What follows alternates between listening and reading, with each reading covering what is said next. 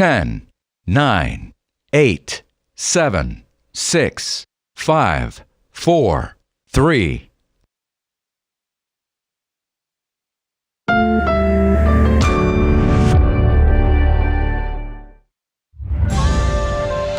This is The Ramsey Show. You can be intentional about your character. You can have money. Live from the headquarters of Ramsey Solutions, it's The Ramsey Show, where debt is dumb, cash is king, and the paid-off home mortgage has taken the place of the BMW as the status symbol of choice.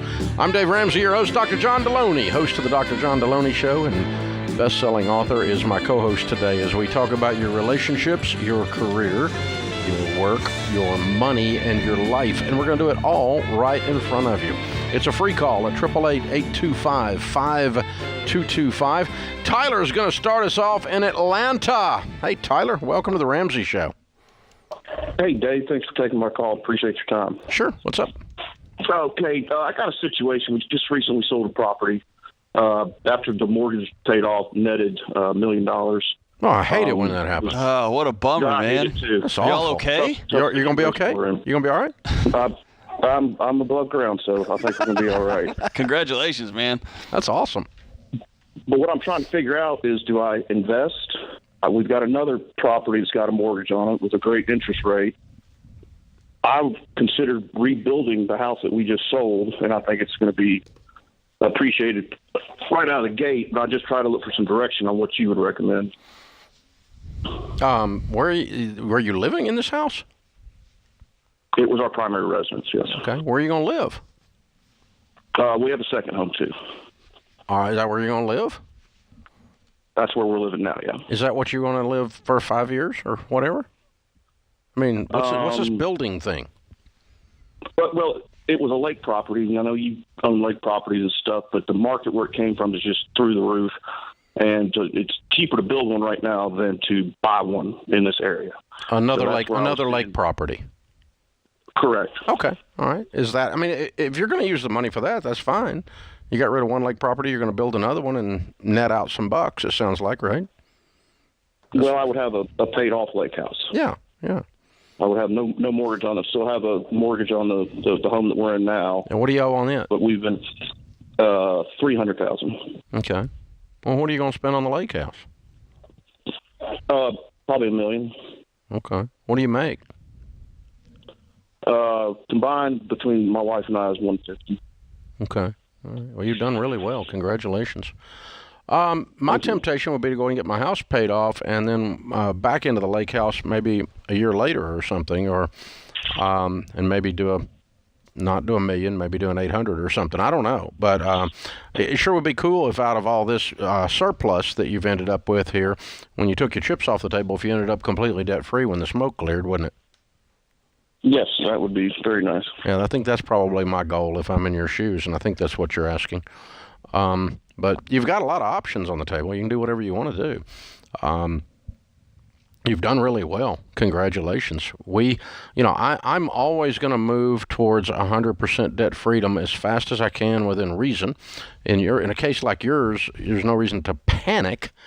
But if you're going to go build a lake house, a second home, a toy, while you still have a mortgage on your residence, I'm not doing that. I'm going to get rid of my mortgage and be debt free, and then I'm going to start talking about buying toys. But I do have to keep in mind that the money just came from the last lake house deal. So you got to, there's nothing on fire here, no panic here. But if I reverse engineer this, would I borrow on my home to build a lake house? Not in a million years.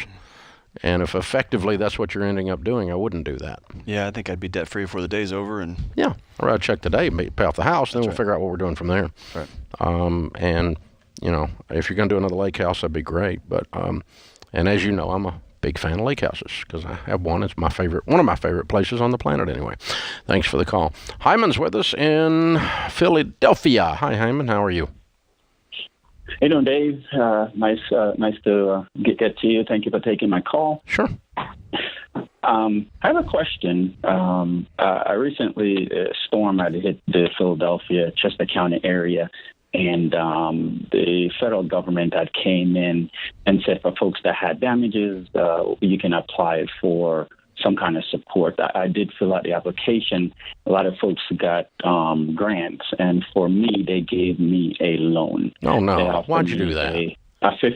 Yeah, everybody else got grant, but they offered me a loan. I think I'll pass. That's okay. I don't need a loan. Yeah, with my income.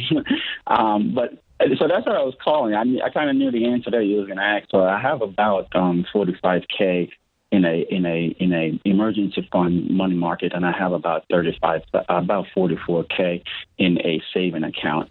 My basement is destroyed. The kids can't play in it, and I wanted us to see if I should. What will it take to fix the basement? They said it's about $23,000. Who's they? Contractors and also the federal. So you can fix it for $20,000 and you have $80,000. I got 44. Yes. I thought you said you had 44 and you had 40 and something else. In a money market account. Yeah. So you have 80. You have 80,000. Yeah. Don't do this. Don't get connected. Don't take a loan from the government. Don't do it. All of that. You know that. You know that. You have the money. Fix the basement. Don't go in debt to the government. God help us. Yeah, I just paid off, $60,000 in debt. So, and the only thing we have right now is our mortgage. Nothing. That's awesome. I'm glad you did that, but that doesn't have anything to do with you taking a loan from the government. And worse, don't go back into debt. You just got out of debt. Just got out of it, man. Can I sneak another question in? I know you're on time. I don't know. Are you going to borrow money from the government or not? Yeah, if it's about borrowing money from the government, just hang up. Are you going to borrow money? No, I'm not going to borrow it. I know the answer on that one. Okay, good. My daughter... Then you can ask another question. My daughter is 14. She's about to go to college. Like I said, I just paid off $6,000 in debt, no car payment. Only debt I have is mortgage. Should I be paying extra on my mortgage or putting more money toward her college fund? She got about 4 more years. You need to have a plan for her to go to school debt-free. And beyond that, you put money towards your mortgage. But you need to have a plan. You need to map out where she's going to go, what it's going to cost, and how much she's going to work, and how much she's going to go get in scholarships, and how her grades are doing, and all of that kind of stuff. And then we go, okay, this is what it's going to cost, and here's the money. And we're going to go ahead and set our goals now 5 years out. And then based on that, you can tell if you have any money left over to pay extra on the mortgage. But baby step 5 is kids' college. 6 is pay extra on the mortgage. We've got a book out that was a bestseller called Debt Free Degree. It's how to go to college debt free. I'll send you a copy of that, and you guys can unpack that together and make out a plan. I actually want you to get 4 colleges. 1 or 2 that she thinks she wants to go to, 1 that's in your area, and then what I would call a fallback, like a here's a good place we can go to college. It's going to be an economical choice. And run those numbers that Dave was talking about on all of them. And you can spread them across and see what your options are and what you're thinking about. Yeah. And then you can save towards And you can goal. Ask yourself, is that degree over there really worth more than that same degree over here? Exactly. You can ask yourself that question, and you'll probably say, nope. But it's a good idea to lay it out. It's a great exercise. This is The Ramsey Show.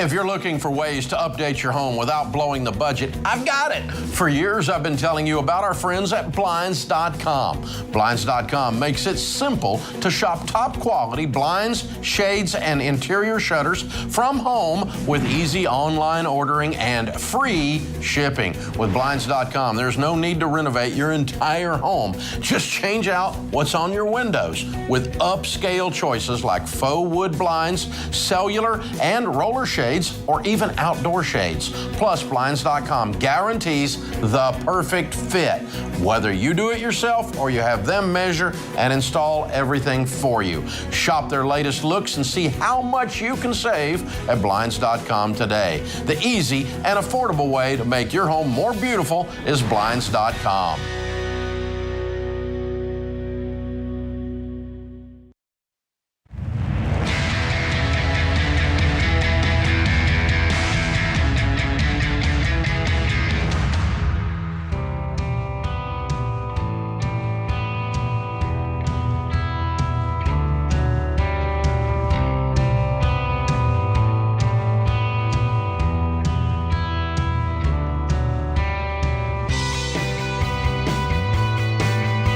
Dr. John Deloney, Ramsey Personality, is my co-host today as we talk about your life and your money. Parker's in Phoenix, Arizona. Hey, Parker, what's up? Hey, how are you guys? Better than I deserve, sir. How can we help? Well, thank you for everything you do. My wife and I have been married for 2 years, and we're just sorting out our life insurance.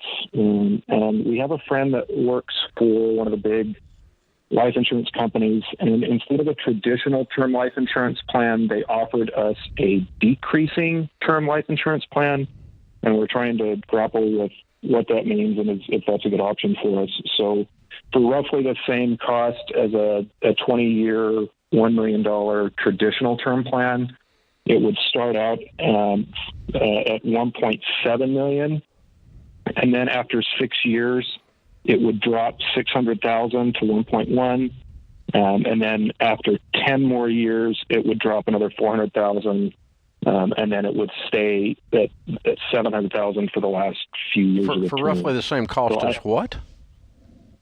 As a $1 million traditional. Oh, a $1 million level with that company. Correct. And I know the goal with term life insurance is to self-insure over the period of the term. Exactly. But it also seems like with inflation and with raises over that time, that the term or the payout at the end, if we ever needed it, would seem quite a bit smaller. So I'm just trying to grapple with those two principles. Yeah, well, as you get out of debt and as your wealth increases and as your children age, your need decreases. So decreasing term actually follows your life, technically speaking, okay? Meaning that as your net worth increases, because you've got more and more and more in your 401k. So instead of having $50,000 in your 401k, you got $500,000 in your 401k. That lowers your need for insurance. Agreed? Yes. And if you paid off all your debt, your $500,000 house during that time, that lowers your need during that time. If your kids are 16 years old and they're going to be at home 3 or 4 more years if you died, versus if they're 6 months old and they're going to be there 20 years if you died, that lowers your need for math and lowers your need for money. Does that make sense? So decreasing term technically does follow the idea of becoming self-insured gradually. However, having said that, the products typically aren't that great. Typically, the level term insurance, when you shop it, will beat the decreasing term substantially. And I'm going to guess the reason it's not is the company you're talking to has structured their products poorly. So I'll bet if you shop that term insurance, you're probably going to find a much better deal on level term insurance, 15 to 20 year level term. The difference in that and decreasing term across the whole market is not substantial, and it doesn't decrease. So I've always bought level with the idea that I was just going to let it go when I needed to. Who's the company? New York Life, I believe. Yeah. Not a term company, a whole life company. Their term products suck and are too expensive. So my theory is proven right. So what you need to do is go to XanderInsurance.com and shop level term, and it will whip New York Life's butt on price. Bad. I mean, like embarrassingly bad. And so all of a sudden, you're going to be able to buy 1.7 in level term for what those goobers were trying to sell you the decreasing term policy for. That's what I'm going to think you'll find. I might be wrong, but I don't think I am. I've done this a while, and I've pissed off New York Life before, so wouldn't be my first time. But no, I wouldn't buy, and no, I wouldn't do business with them, period. So, go to Xander, and Xander's an independent broker. They're not, New York's captive. They only sell for one company, New York Life. That's all they sell for. And so your friend's sweet, but he's not got very good products. And his company's not sweet. I love it when you're ambiguous with your answer. When people don't know what I'm thinking. I wonder when there's a company out there and I just don't know. Does Dave love them or not love them? Subtle. Subtle. Go to Xander Insurance and let them shop a bazillion different companies and get you a good deal, dude. Really, you're going to see a completely different world than you've already seen on insurance. But it's a good question because we get to discuss these products that are out there and the differences. And so the reason, to recap, that I personally own and recommend 15 to 20 year level term insurance instead of decreasing term, when actually what I teach is your need is decreasing. The reason I do is the price is not enough differential to take the decreased coverage. You don't get enough for the decreased coverage. If the decreased coverage was like way cheaper and let the decreasing term going down, I'd do it. Yep. Do it in a heartbeat because it matches up with what we teach. But the actual products, they disincentivize you from buying them. Very few people are and term insurance is just so stinking cheap anyway. Yeah. Level term insurance is cheap anyway. So I'm surprised there's not more companies that offer a product like that. At a discounted rate. Well, they used to, and then what's happened is term insurance has just gotten so expensive. It's got so inexpensive. It's just the cost of a pizza. Okay. I mean, you can buy it for nothing. It's just 20-year level term insurance on a 30-year-old it's cost of a pizza, and so it stopped being. When it was super expensive, then every little thing mattered because it changed the numbers, but it's just not that much money when the smoke clears on it versus what he's going to find. There'll be a lot of money difference there. Elizabeth is in Baltimore. Hi, Elizabeth. Welcome to the Ramsey Show. Hi, Dave. Thanks so much. How's it going? Better than I deserve. How can we help? So I am about 22 years old. I'll be 23 this coming June. So right now, I have a pretty good job. I work in the city. I live on my own in my own apartment. And I consider myself debt free only because I'm lucky enough that my mom pays off my student loans. That's how I'm building credit though right now. I don't have a credit card. I'm kind of trying to figure out how to start building my credit in the best way, and I also hope to, in like the next maybe 5 to 7 years, look at maybe building a house somewhere. But inflation's kind of scaring me recently, so I'm trying to figure out what is my best way to set myself up for success since I'm at a kind of, I guess, good point in my life where I don't have so much debt. You are so cool. You're on the ball for 22. Well done. Thank you. Very cool. You. And you're new to us. How'd you find us? So actually, since I've been so into, home builds and all that stuff recently, there was a girl on TikTok, I can't remember her name, but she talked about how she paid off, I think, $350,000 of debt. So you jumped over and found us where? I found you guys on Spotify, and she talked about she listened to you. Cool. Very cool. And so I was like, I got to go take a listen. So, Elizabeth, what we teach folks is the shortest distance between where you are and wealth is to get out of debt and stay out of debt because your most powerful wealth building tool is your income. Mm-hmm. Okay. Now that you need to have that, you need to have that framework for me to answer this question, because what that would mean is that I don't want you going in debt. That's what it means. Right. And so what that means is you're not going to go in debt to build your credit so that you can build your debt, so that you can go into debt to build your credit, so that you can go into debt to build your credit, so that you can go into debt to build your credit, which is what people do with the FICO score. The FICO score does not mean anything. A high FICO score, all it means is you've been playing kissy face with the bank. It does not mean you have money. True. It does not mean you have money. Yeah. It means you paid the bank your money. That's all it means. So I don't want, it's a false measure of winning. It's a lie. And you're not winning if you have a high FICO score. If you have an 800 FICO score, I'm sorry for you. You paid probably $100,000 in interest to build that. Yeah, you build somebody else a nice building. And it's kind of like playing those video games where you buy stuff for your video game. It's not real. Right. Yeah, so don't do it. Don't go build your credit. Elizabeth, you know what my credit score is? I have no idea. That's what it is.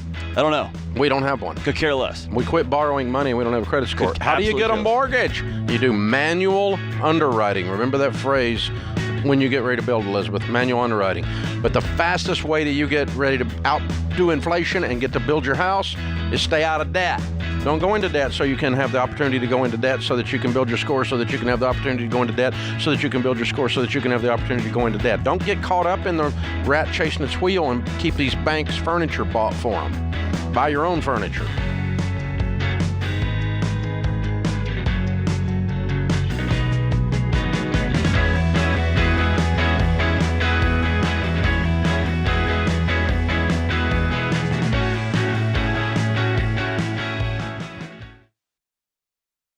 If you're considering a career in technology, I recommend Bethel Tech, and I'm not alone. Here's what Brendan said.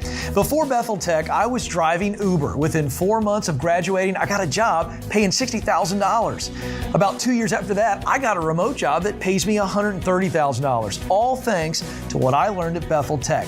You could be next.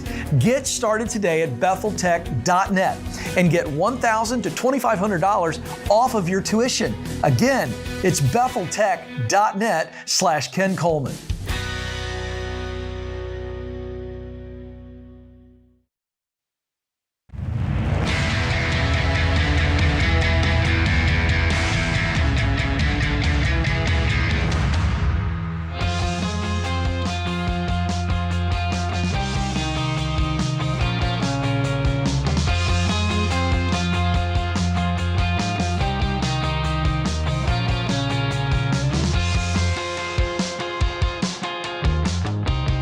Well, 2021 was crazy. Left a lot of people feeling burned. 2022 is your fresh start, your wake-up call. We're running our New Year's sale right now, so you can get up to 73% off our best-selling books, assessments, and envelopes, and that includes a brand new book, Baby Steps Millionaires, that'll show you the quickest right way to become a millionaire. Or if you're looking for a better way to manage your cash, well, check it out. The cash envelope systems are there. All kinds of stuff on sale for only $10 at RamseySolutions.com in the store, including the Total Money Makeover, including a whole bunch of our other things. And the brand new book is for sale, but not for $10. Baby Steps Millionaires. It's on sale at RamseySolutions.com as well. Check out the store. So a couple things in the news we need to comment on, John. Like last week we talked about the government, basically states attorneys general, several of them banded together and sued Navient for what it may be one of the largest settlements in U.S. history, Navient being required to settle for $1.83 billion. And $995 million of that was in restitution. $1.7 billion was in student loans that had to be forgiven because they were fraudulently made or fraudulently managed. And we made a lot of fun with that and had a lot of fun with that because it's absolutely a bizarre thing that Navient just got. They got clocked. I mean, they got their clock cleaned. One of the largest, billions and billions and billions. Navient's forgiveness is now more than the federal government's forgious of student loans. But they didn't do anything wrong. But they didn't admit anything wrong. Now, here's what's ridiculous, though, okay? Here's how the media, and I swear, some of you people, so you would think that the headline would read, Navient is a fraudulent scumbag bunch of company predators, yes, that ripped people off and the government took them down. Instead, CNN says more than 400,000 student loan borrowers will get debt relief from Navient. What a gift. Like Navient is just, they're a charitable organization. Thank you, CNN, for your misleading headline. Oh my. Now, when you read down in the CNN article, it actually does say that they were sued. Yeah. But, but the headline is like Navient is a charitable organization. Oh, we just thought we wanted to help because we're just those kind of people. NBC, Navient plans to cancel some student loan borrowers' loan debt. I wonder who qualifies. Thanks, That's Navient. the headline. Thanks, Navient. That's awesome, Navient. Isn't that great? They're just the best people. You're losing your mind out there, America. Why would NBC and CNN do that? You would think they would take the side of the consumer and go, crooks caught on tape. Your loan might be forgiven because they were sued into oblivion. Instead it's like, Navient is going to help you. It's like, jeez, man, come on, guys. You finally get a real bad guy. Yeah, and you don't even know what to do with them. Yeah, exactly. You finally get a bad guy that you didn't make up. You got a real one, and then we let it just roll off. And then this is just, so there was a little, a kid's game on the internet, an app or I don't even know what it was. I think it was called Animal Farm. Okay. And you would build your little farm. Is that right, James? It's called Animal Farm? You remember what I'm talking about? Animal Crossing is what we're hearing in here? Animal Crossing or something like that. It was like this empire thing or something. But you built your farm. And you tilled the farm and, you eventually, and you made like pretend internet money that didn't exist to buy a little internet. That's what it is. Farmville. What? Farmville. Yeah. That's what it was called. And your kid could spend, and then it got to where you could actually go on the site and give real money to get pretend money to buy a pretend pig. I make my kids go outside and work a real garden with their real hands. But this is like a virtual pig. It's not a pig. Okay. It's a virtual pig. It's a pretend pig. It doesn't really exist. It exists only on the internet. It's not. There's no oinking, no bacon going to happen. Okay. It's a virtual pig. It's not real. And you could build your whole farm out with this, and it was all pretend, and it was all virtual, and it was a kid's game. And so I run into this guy at an EntreLeadership event. And I'm like, it's him. Oh, the guy that created the game? No. Oh, okay. The kid's 19 years old, and his dad's with him, and his older brother, who's 26, is there. And I'm like, so what kind of a business y'all got? Well, we build apps for Farmville. And I'm like, you mean like add-on? Like you don't own Farmville? No, but we help people do better at their farm, their pretend farm that's not really there. And I'm like, really? And so how much did you make? He goes, well, I made $6 million last year on this app. My dad works for me, and so is my older brother. He's 19. And I'm going crazy. I thought it was the neatest thing that this young entrepreneur could figure out a way to sell an app on pigs that aren't really there. And get real money for it. And got real money, and kids are paying them serious money to get stuff. What is happening? Get stuff that's not really there. Well, then it started occurring to me that we now have an entire, probably 2 generations that are raised up with a screen in front of their face, and to them, what's on that screen is as real as the real thing. When you say virtual to someone my age, it means not real. It's a projection of. It's sort of. It's virtual. It's not. If I virtually made it, I didn't make it. Okay? I didn't get there. You know what I'm saying? That's the literal definition. I virtually have $1 million. No, you don't. It means you don't. You don't and have so, and so that's means you have maybe a little bit less, but you're not quite. That's you're not. It's not real. You're not there. And so when you say virtual now to this entire 2 generations, to them it's very real because they've lived their entire life in it. And so when Meta hits, and now we're selling NFTs, and now Walmart and Nike and Under Armour are selling NFTs, and now Walmart's setting up now for you to have your pretend house that's not really there. It's only on the internet, like your little Farmville. And if you want to buy pretend drapes to go in your pretend house, because that's what virtual means. It means pretend. Not real. It's not really there. There's nothing there. It's not real. It's virtual. But now Walmart is appears to be venturing into the metaverse with plans to create its own cryptocurrency and collection of NFTs. The big box retailer filed several new trademarks last month that indicates its intent to make and sell virtual goods. Well, let me help you with this. Virtual goods is an actual oxymoron. If it's a good, it's not virtual. And if it's virtual, it's not a good. This little coffee cup right here is an actual coffee cup. It actually exists. Here's some of the goods, including virtual electronics, virtual home decorations, virtual toys, virtual sporting goods. And so what we've got is the kids that grew up playing Farmville are now going to virtually furnish their virtual house at Walmart. Oh my gosh! When something real happens, while they didn't pay off their student loans, they don't even live in the real world. They virtually live. Because it's safer in there inside that little box than it is out here with the crazy humans. With real drapes that fall off real windows. Well, and try hanging real drapes. Exactly. That'll help you get a divorce. But yeah. Exactly. But these drapes virtually hang themselves. What is happening? This is, unless you have to hire Dr. Deloney, is there not a psychological disorder at play here?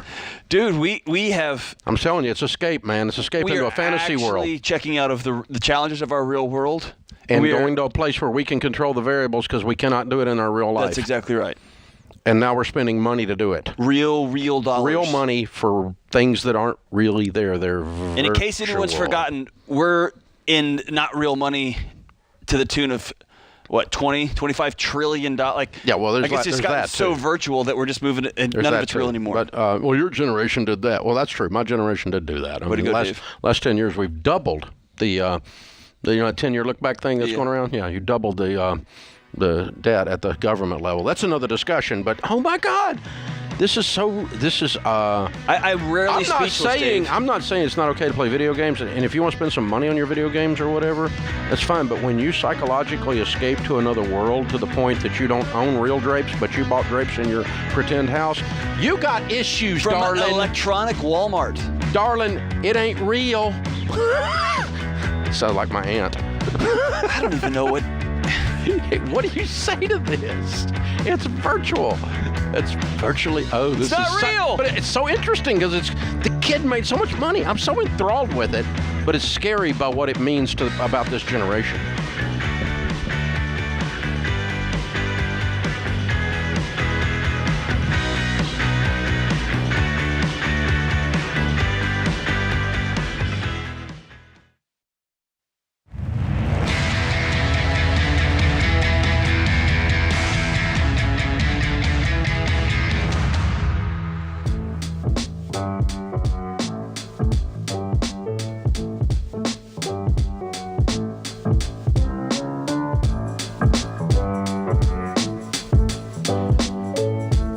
Dr. John Deloney, Ramsey Personality, is my co-host today. You can be sure and check him out on the Dr. John Deloney Show as he discusses relationships, mental health, boundaries, all kinds of wild and crazy things that people get into. It's very entertaining and informative and inspiring.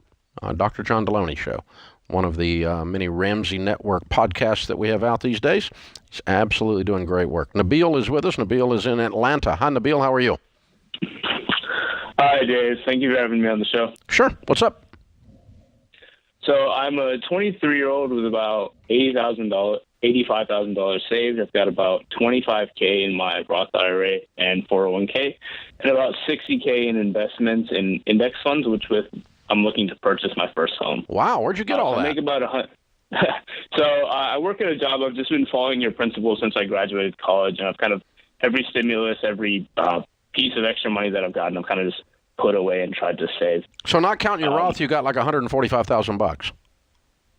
No. So it's total of about 85. It's about 60 in the. Oh, the whole game fund. Is that? Okay, I got you. Yes. Okay, got it.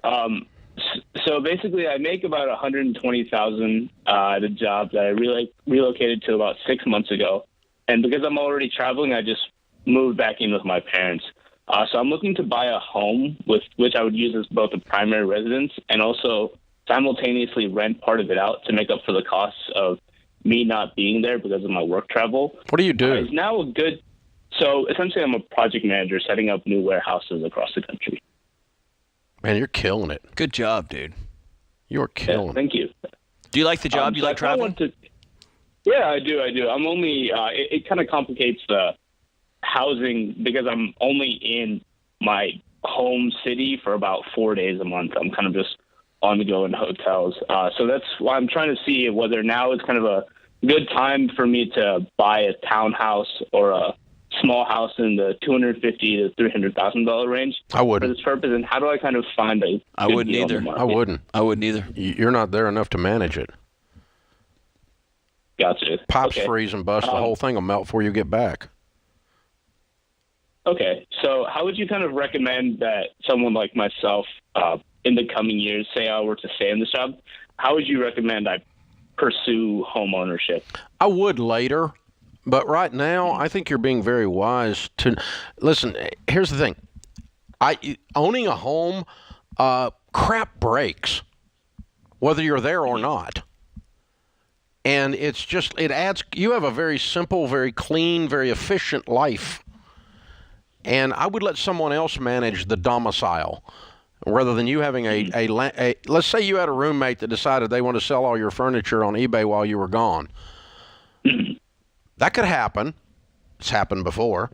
And so when you get back, the roommate's gone, all your stuff's gone, and you file a police report. But, I mean. Or I've got a relatively new house, and I just got a report last week. I got to replace an air conditioner. The whole unit, the whole thing. Yeah. I don't know why you want to do all that right now. I think there's plenty of time, as young as you are, to own a piece of real estate. I would wait at least 12 months, maybe 24 months. And if you're home 4 days a month, rent the Ritz. Mm-hmm. Yeah, I didn't think about that. Go to the nicest hotel in Atlanta and just live go there. to the Ritz Buckhead. It's a nice property. I've stayed there. And just for 4 nights, your life will be so much better. People will like bring food to your door and stuff, and they'll even come in your room and set it up. And you don't have to go buy food. They'll wash your towels. It's called room service, and you don't have to change the beds. I mean, that's what I would do, and just have a really nice, efficient life, and let my energy be spent, my spiritual, emotional, physical energy be spent on something other than home ownership for 4 days a month. Okay, that makes a lot of sense. Thank you. But I'm okay now. Long term, I do want you to buy. So let's set a goal. 25 years old, you buy. Because I think your life will change. I don't think you want to do this indefinitely. This gypsy thing. Yes, that makes sense. Yeah, it's going to be. I mean, like this is not conducive to family life, right? No, definitely not. It's very much you're living like a nomadic life. Yeah, yeah, and it's kind of cool. You're getting to see a lot of stuff. You're a young guy. It's kind of a, little, like you said, nomadic. That's all cool. All that's kind of fun. I would do it. I'd definitely do it if I was your age and single. I think it's kind of cool. All day long, yeah. You get to see a lot of cities, and America's got some wonderful cities. You get to see some cities that aren't wonderful that are out there too. But if you do this for 2 years, you're going to blink, and you could have $250,000 in cash. Yeah, just sitting there. Just keep piling up some money, and then just go buy you a house. But not for 4 days a month. No, I wouldn't.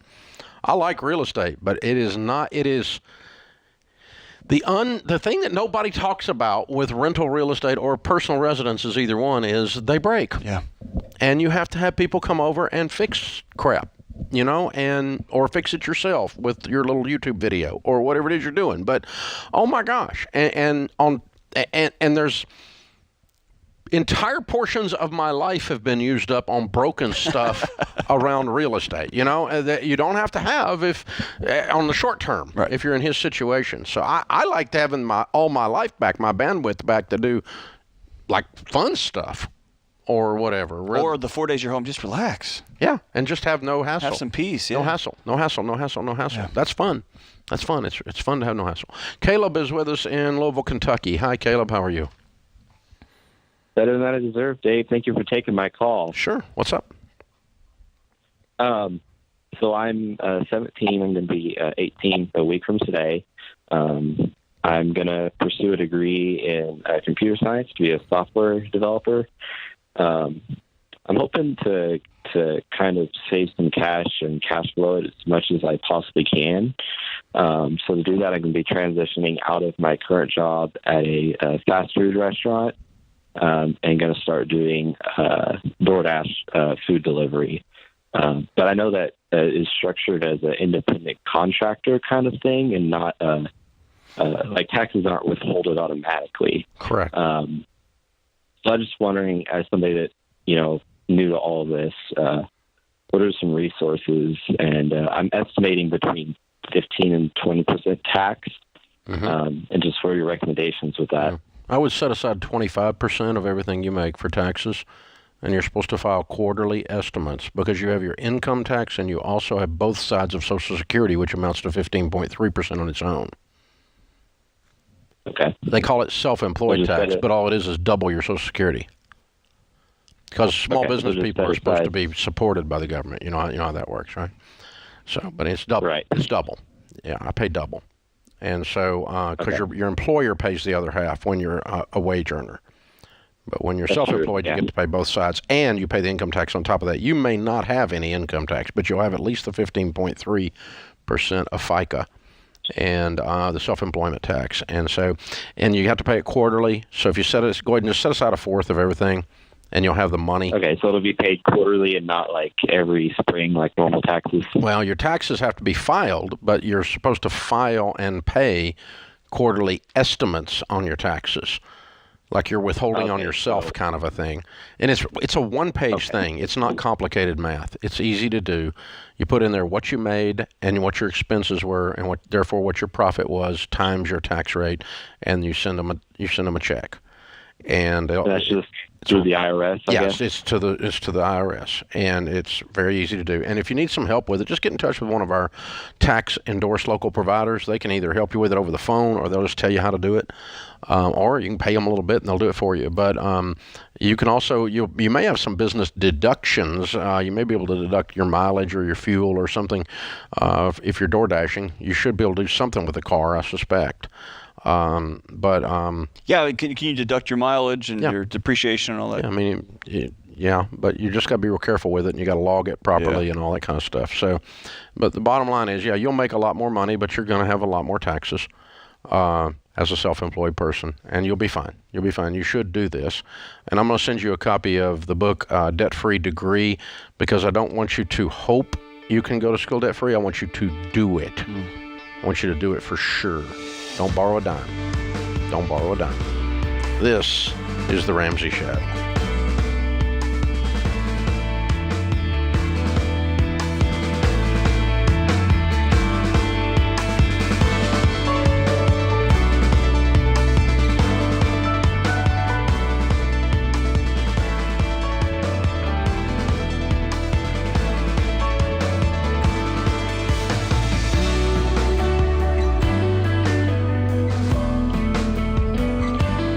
Friend or family member that needs a daily dose of Ramsey advice in their life? Let them know about the Ramsey Call of the Day podcast. It's a quick hit of advice about life and money in under 10 minutes. Check out the Ramsey Call of the Day podcast wherever you listen to podcasts.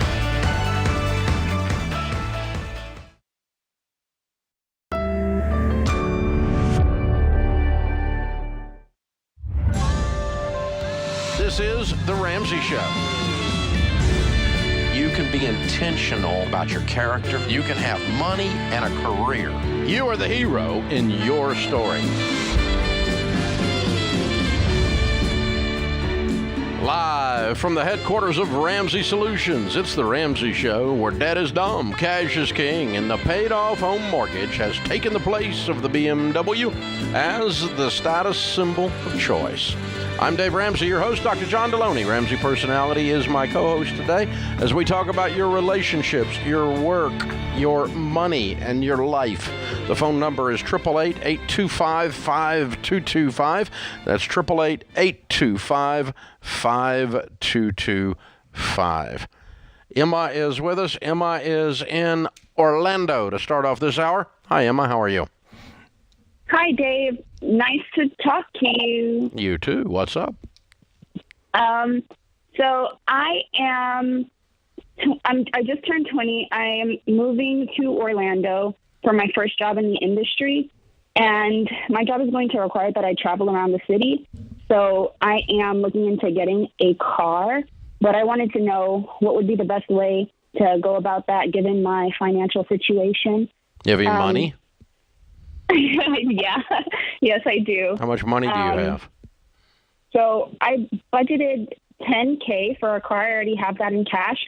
And that was the amount that I was working up to. I was working up to buying a car for $15,000, but I only have $10,000 right now, and I have another $10K in emergency savings. So I wanted to get a car that was around the family of $15K because that would be the one that would give me all of the safety features that I wanted. And but I'm in a position where I need to get the car now, and I don't know what to do about that. If I should be getting a cheaper, smaller car that probably wouldn't be too safe, but that would allow me to save up for the more expensive one, or should I just go ahead and dip into my emergency savings and buy the bigger, safer car now and then just rebuild it from there? Okay, what is your income?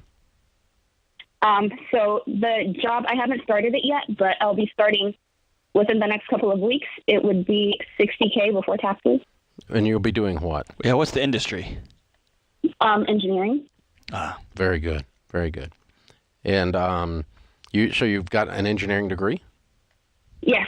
Excellent. Way to Excellent. Go. Okay, I'm going to answer your question, and then I'm going to give you a smart aleck answer too. Okay. Okay. Can I do that? Sure. Okay. Number one, yes, take $5,000 out of your emergency fund, pay cash for the $15,000 car. $5,000 emergency fund with you starting a new engineering job making 60 is going to be plenty for right now. And then let's beef that emergency fund back up a little bit. Okay. But you're not in danger by doing that. Okay. So you get your wish. Okay. Now, but the snarky part is you have to learn this lesson. You cannot rationalize on purchases or you won't make wise ones. The statement that the difference in safety of a $15,000 car and a $10,000 car is substantial is absolute hogwash. You just wanted a nicer car, and that's okay. I think you can afford it. I want you to go get it. I just told you to go buy it. But the difference in safety of a $10,000 car or a $15,000 car doesn't exist. There is no difference in the safety. That's bull. Okay. All right. So just don't. You have to watch doing that to yourself, because I do it to myself. I did it for a lot of my life, and I'm 61 years old, and you're 20. Okay. So and as long as you tell yourself these lies in order to get something that you want, just say out loud, I just wanted a nicer car, and I have the money. And I want to know if it's okay to push a little bit into that emergency fund to do it. I just want it. But don't tell me it's safety. And don't tell yourself, more importantly than me, that it's safety. Because you get slaughtered in either one of them, or you can just get bumped into with either one of them and they'll fall apart. Either one. It doesn't matter. I mean, the differences are the difference in type of car. Just take out a big SUV versus John's tiny little girly Prius.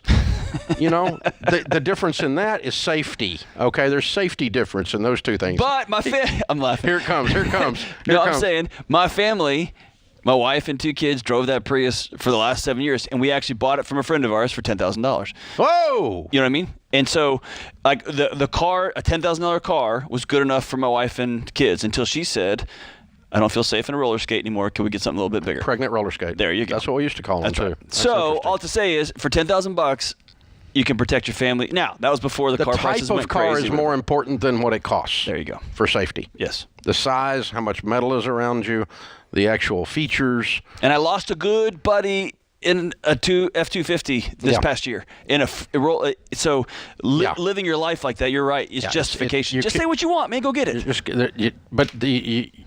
One of the things that when I went broke, Emma, I had to learn it the hard way, and I can smell it a mile away for that reason is, we in America have almost no things we need. Most of our purchases are wants. You've got a car, I want a better car. So you don't really say out loud, I need. No, I need a third row. No, you don't. No, you don't. You want one, be convenient, nicer. You have a couch, you want a better couch. And that's okay. Absolutely. To buy some wants. But what you want to guard against is to guard your heart against creating these narratives in your head that it's required for safety.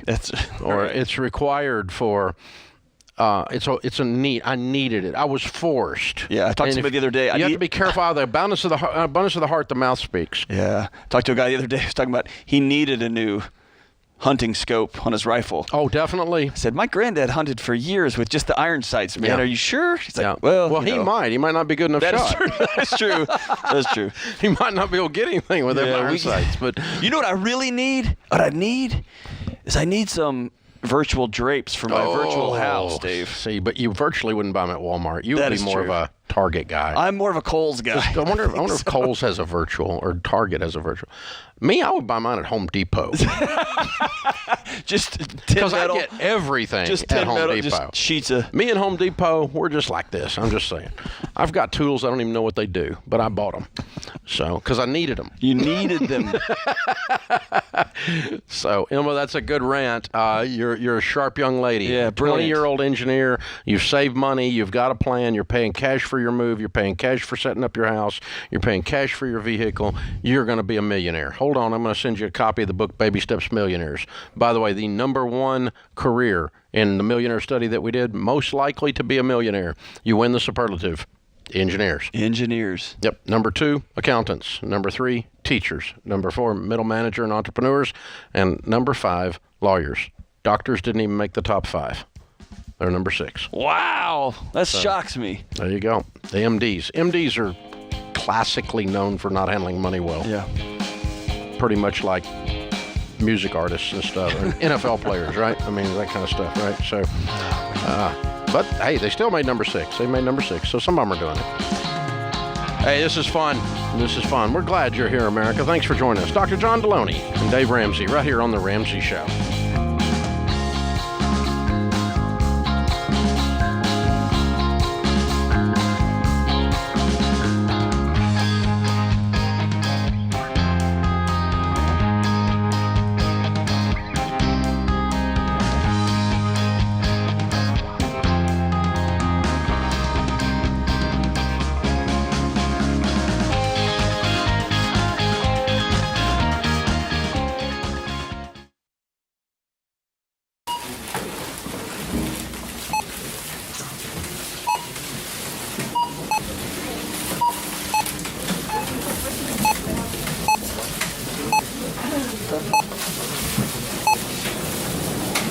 Still on baby step number 1, eh? How'd you guess? With healthcare costs rising, learn how Christian Healthcare Ministries can help you make the most out of your budget. Visit chministries.org/budget. Don't worry, it's worth it.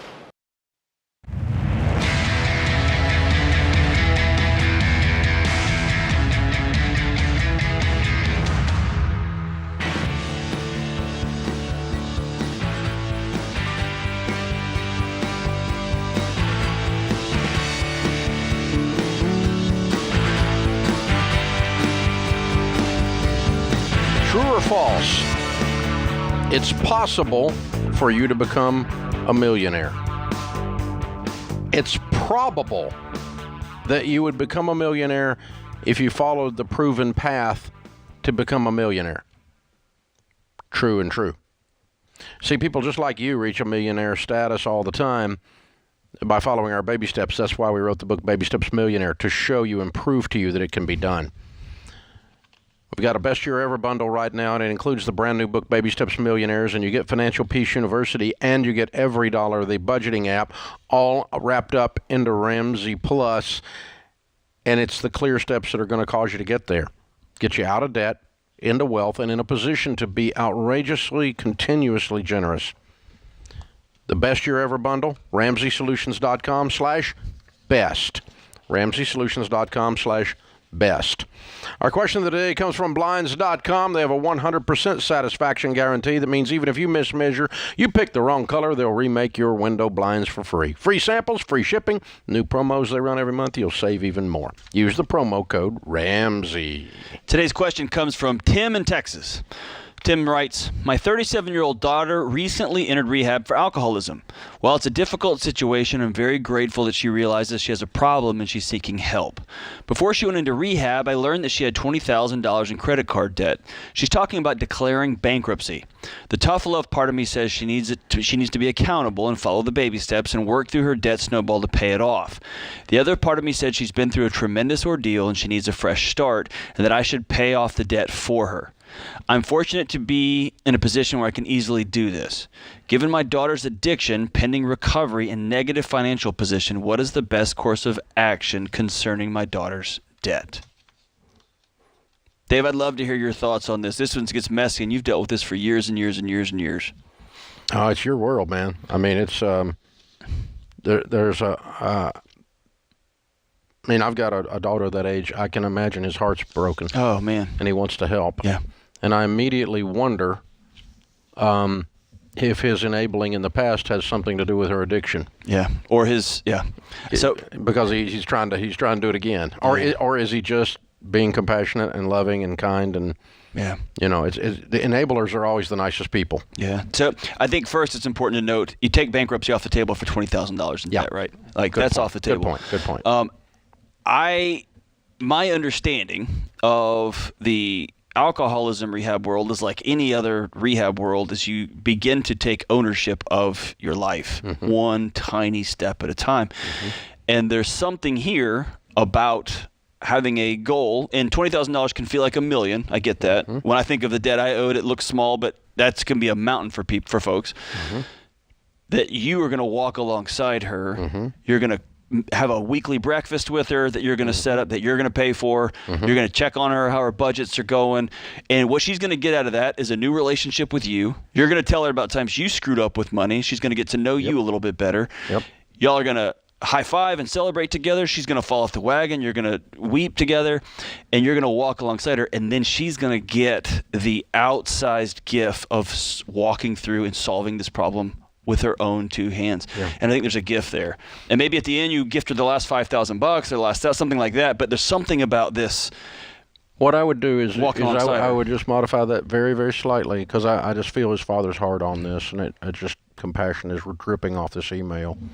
His tears are on there. And I really don't read any enabler language. No, I don't either. I don't. So I was reading into that, but I think I'd do exactly what you said, and I would pay for her to go through Financial Peace University, and maybe even go to class with her. And I would agree to match her. I like that. As she pays $1,000, I'll put $1,000. Ooh, I like that. And so I'll give her some encouragement, but I'm going to participate in her healing. I'm not going to try to do it for her. Yeah, I like that, Dave. I like if you. Yeah, that's a great olive branch. I like that. Yeah, and you're coaching her, you're cheering for her. Now that's contingent upon her being on a budget, cutting up the credit cards, so we're not going back. But as a little part of your overall healing, let's heal your financial situation simultaneously, because they are overlapped, and let's do it together. That's fun. And I don't know what a great dad. I don't know any addiction challenges that don't have relational challenges as the foundation. So there's probably some healing here between dad and daughter that going to take place anyway, which is beautiful. Hey, anybody that's an addict that's close to you has pissed you off. I'll just tell you that. There's no exception. And probably vice versa. Because they piss off everybody around them. It's part of what they do. Manipulative, and they lie, and it's a mess. Just a mess. All right, Micah is with us. Micah is in San Antonio. What's up, Micah? Hey, Dave. Bless your heart for helping these people out. Can you help me out? We'll try. What's up, man? Tell me about it. I'm trying to get out of the house. I have $1,000 overdrawn in the bank, and I'm earning $12 an hour from my job. How old are you? And 20. Okay. What do you do? Prep cook. What? I prep food for cooking. Oh, a food. Okay. Well, what are you $1,000 overdrawn for, brother? Paying for stuff that I thought I had money for. Oh. I basically let my pride get to me, and thinking I had more than I had, and so you're not paying attention. You're disorganized. Yeah, I'm very disorganized, and trying to stick to some. You said trying to get out. What do you mean? You're trying to get out of what? A house? You said out of the house and out of debt. Okay. And I also have whose house? Your parents' house or what? My grandparents' house. Oh, okay. Okay. Why do you live with them? Because they put up with me. Because they enable me. Because and I'm also addicted to video games too. Okay. What other addictions do you have? That's about it. Okay. How many nights a week are you partying? 0, actually. I just stay home. You stay home and play games? Yes. When's the last time you went and hung out with real people kicking a soccer ball or something? Or held hands with somebody? A long time. Okay. So what do you want to do, man? I want to make a company. I want to make knives. I want to build knives. I want to build weapons. I want to shift metal and make it something better than what it is. Okay. Do you have that? Do you have that skill set now? Or is that just a dream? You watched a lot of YouTube. It's a dream. Okay. It's a dream, actually. So what's your step between here and fulfilling that dream?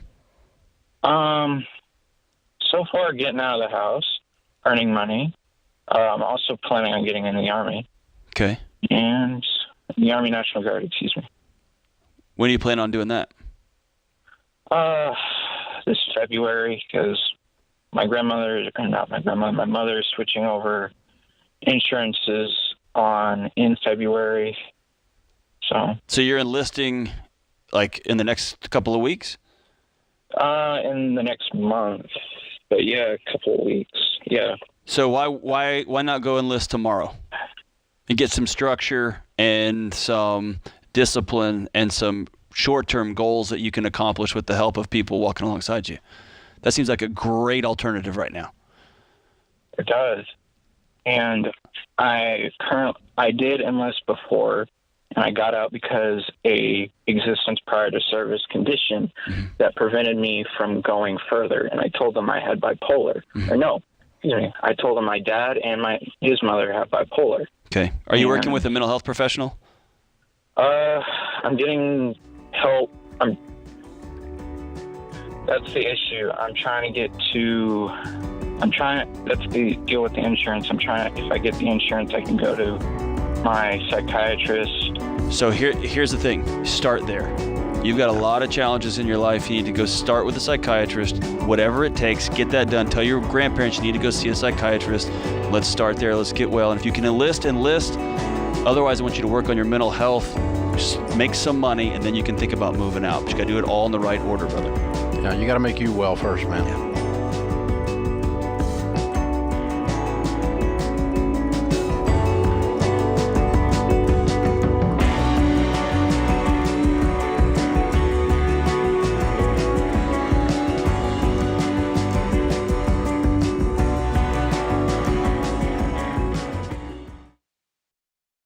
If you're not using Pure Talk for your wireless, you're paying too much. Pure Talk gives you the same great 5G coverage on the same 5G network as one of the big guys for half the cost. The average family saves over $800 a year. Go to puretalk.com and choose the affordable plan that's right for you. With their 30-day risk-free guarantee, you have nothing to lose. Go to puretalk.com and enter the promo code Ramsey to save 50% off your first month.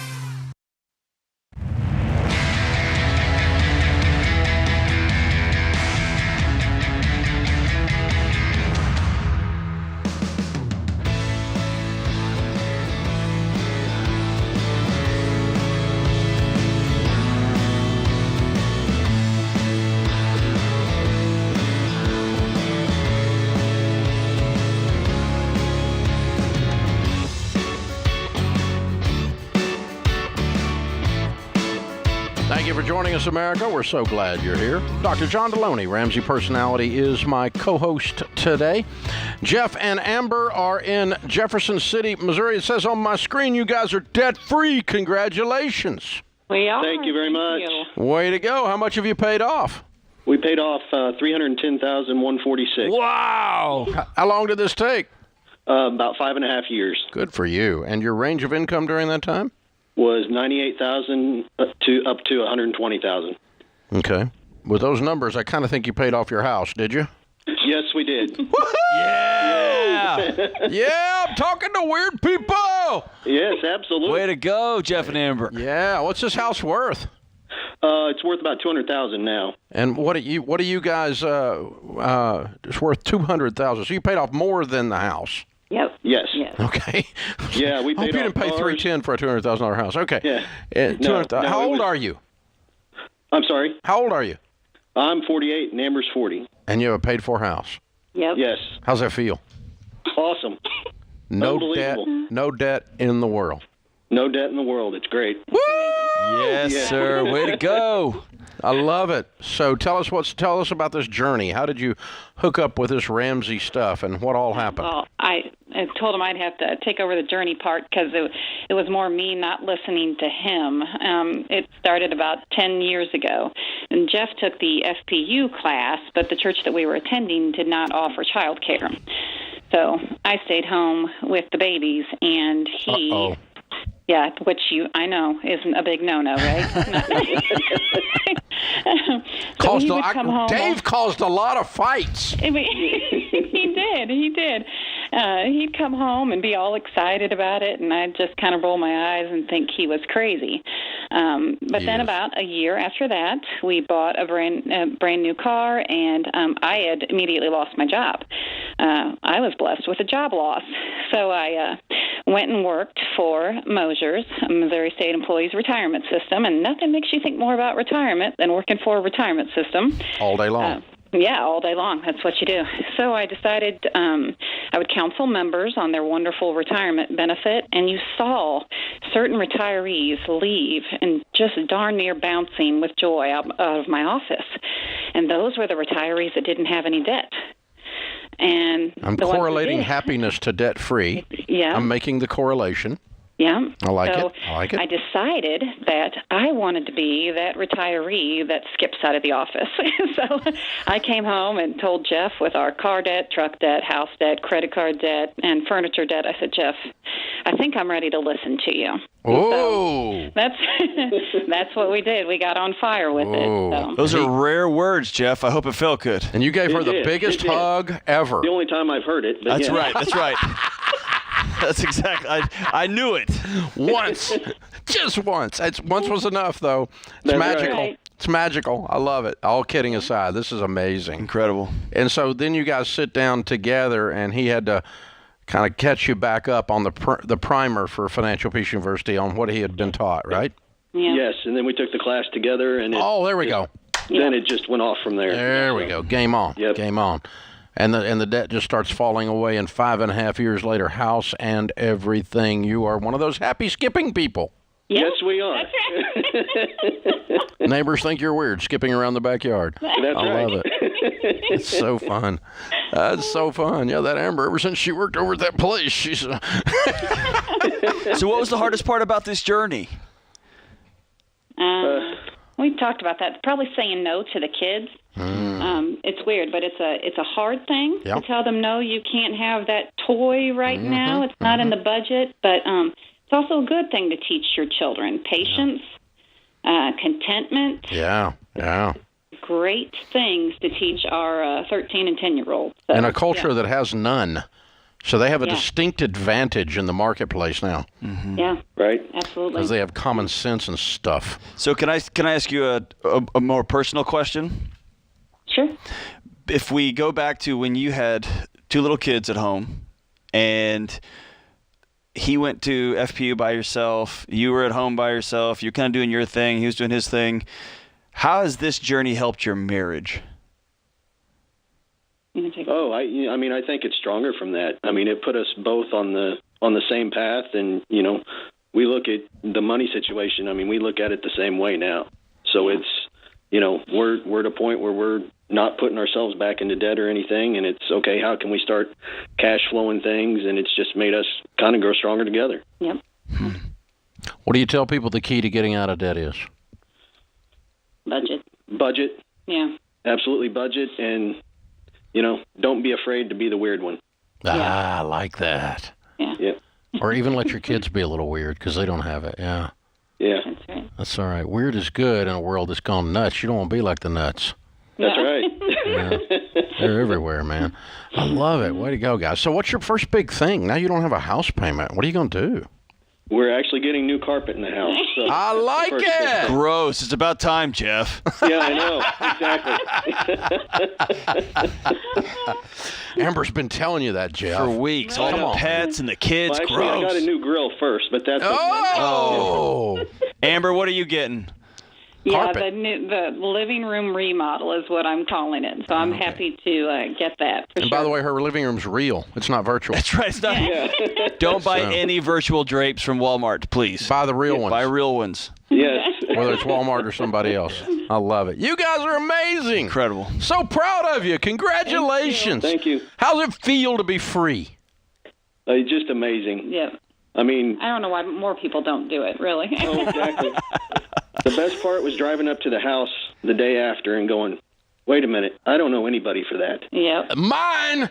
That was mine! Exactly. Wow. Yeah. Love it. You guys are amazing. Hey, we got a copy of Baby Steps Millionaires for you because that's the next chapter in your story. That's for sure where you're going. I'm so proud of you guys. You're an amazing couple. I'm so honored to get to talk to you. Also going to send you a copy of Total Money Makeover. You give that to one of your friends and disrupt their lives, okay?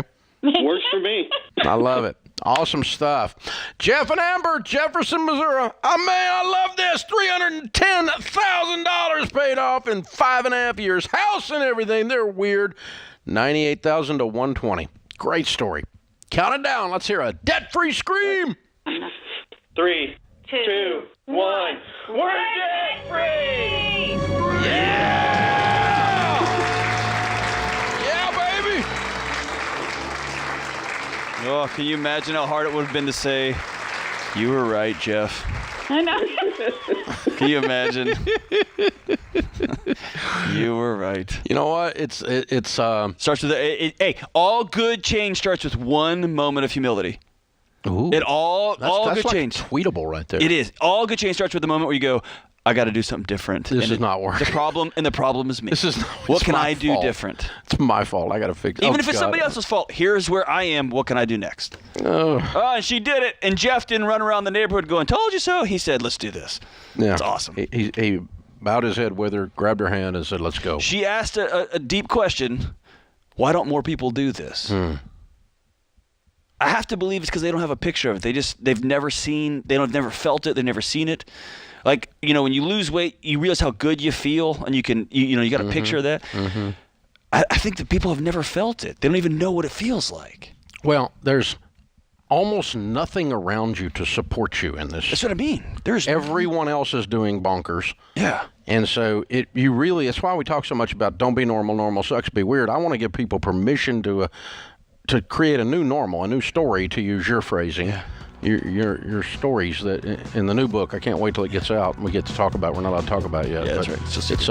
But write a new story, man. I mean, that's what it is, because you don't see yourself in that story. No. It's like that's rich people's story. That's somebody else's story. That's my grandpa's story. It's not my story, though.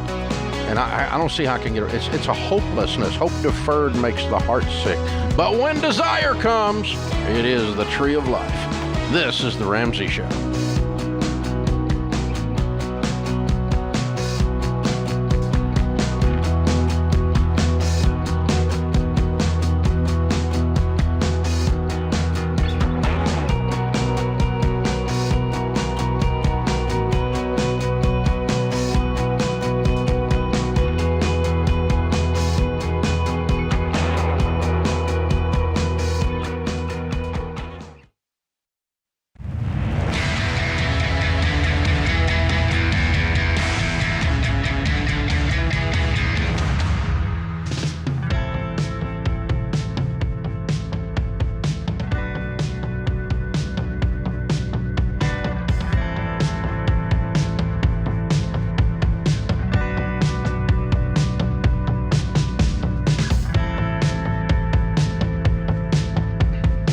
Thank you for joining us, America. We're so glad you're here. Open phones at 888-825-5225. Dr. John Deloney, Ramsey Personality, is my co-host today as we talk about your life, your money, your relationships, and your work. We're here for all of that at the Ramsey Show. Tara is with us in Decatur, Illinois. Hi, Tara. What's up? Hi, Dave. Thanks for taking my call. Sure. How can I help?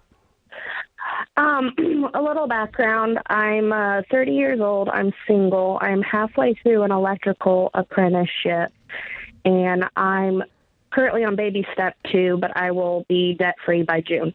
Good. So when I finish my apprenticeship, I want to stay in Illinois no more than 1 more year.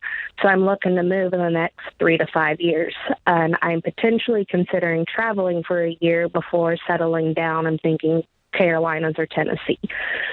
So my dad presented me with the option of if I bought a tiny home, I could put it on he has 2 properties basically that he's combined into one, and he said I could put the tiny home on his second property. And I didn't know what your thoughts were on that. Nah. I wouldn't bother. There's no proven market for that. So I don't know if you'll ever get out of it. I mean, if you just burned it down when you were through, you could do that, I guess. But I don't want you thinking that this is going to turn into money, because we don't have any. The tiny homes are an anomaly right now. There's no proven resale value. There's not a track record. I was just considering it because I don't rent from a very good company. It's the biggest company here. They're basically slumlords. And if I leave my apartment, I'm going to pay a lot more in rent to stay in a decent area. Mm-hmm. And well, I mean, the point is, if you want to do this instead of rent, with no hope of getting anything off the back of it when you're done, that's okay. But I don't want you buying this thinking you're going to make money on it. Whatever you pay for the tiny home is what you would have paid in rent, and you're going to lose. Just count on losing all of it. So if you sell it for anything, you feel good. Okay. Because there's no proven fact you can actually sell it when you're done. You may have to just set fire to it and say that was a great 3 years in the tiny house. Okay. But I mean, is that how you want to live for the next 3 to 5 years? Something to consider. Yeah. I just hate living in a place where they won't fix anything. I agree with my that. neighbor's I'm not suggesting toilets leaked into my ceiling for 3 years. Gross. I'm not suggesting you stay there. Yeah. That's not an option. Okay, you're leaving. The only question is where you're going to go. Okay. And you know, one place you could rent more expensive, that's an idea. You could buy something, that's another idea. You could rent something completely different, have a whole different situation with roommates or whatever, that's another idea. Or you can buy the tiny house. But I mean, how do you really want to live? But the thing is that a lot of times when people are looking at stuff like a tiny house, what they're really looking at is they're looking at the economics of it, and they haven't really thought through what living in a tiny house is going to feel like. Yeah. Because it's, by definition, tiny. It's little. Yeah. And the bathroom and the shower and the kitchen and all the stuff. All right there. Yeah.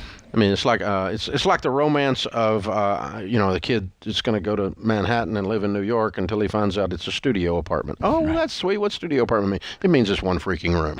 Okay, everything's in one freaking room. That's what that means. And it's the size of your old bathroom. Yeah, and it's a dorm room. Yeah, it's just like, okay, your dorm room at college was nice with 3 roommates, and it's $1,500 a month. Yeah.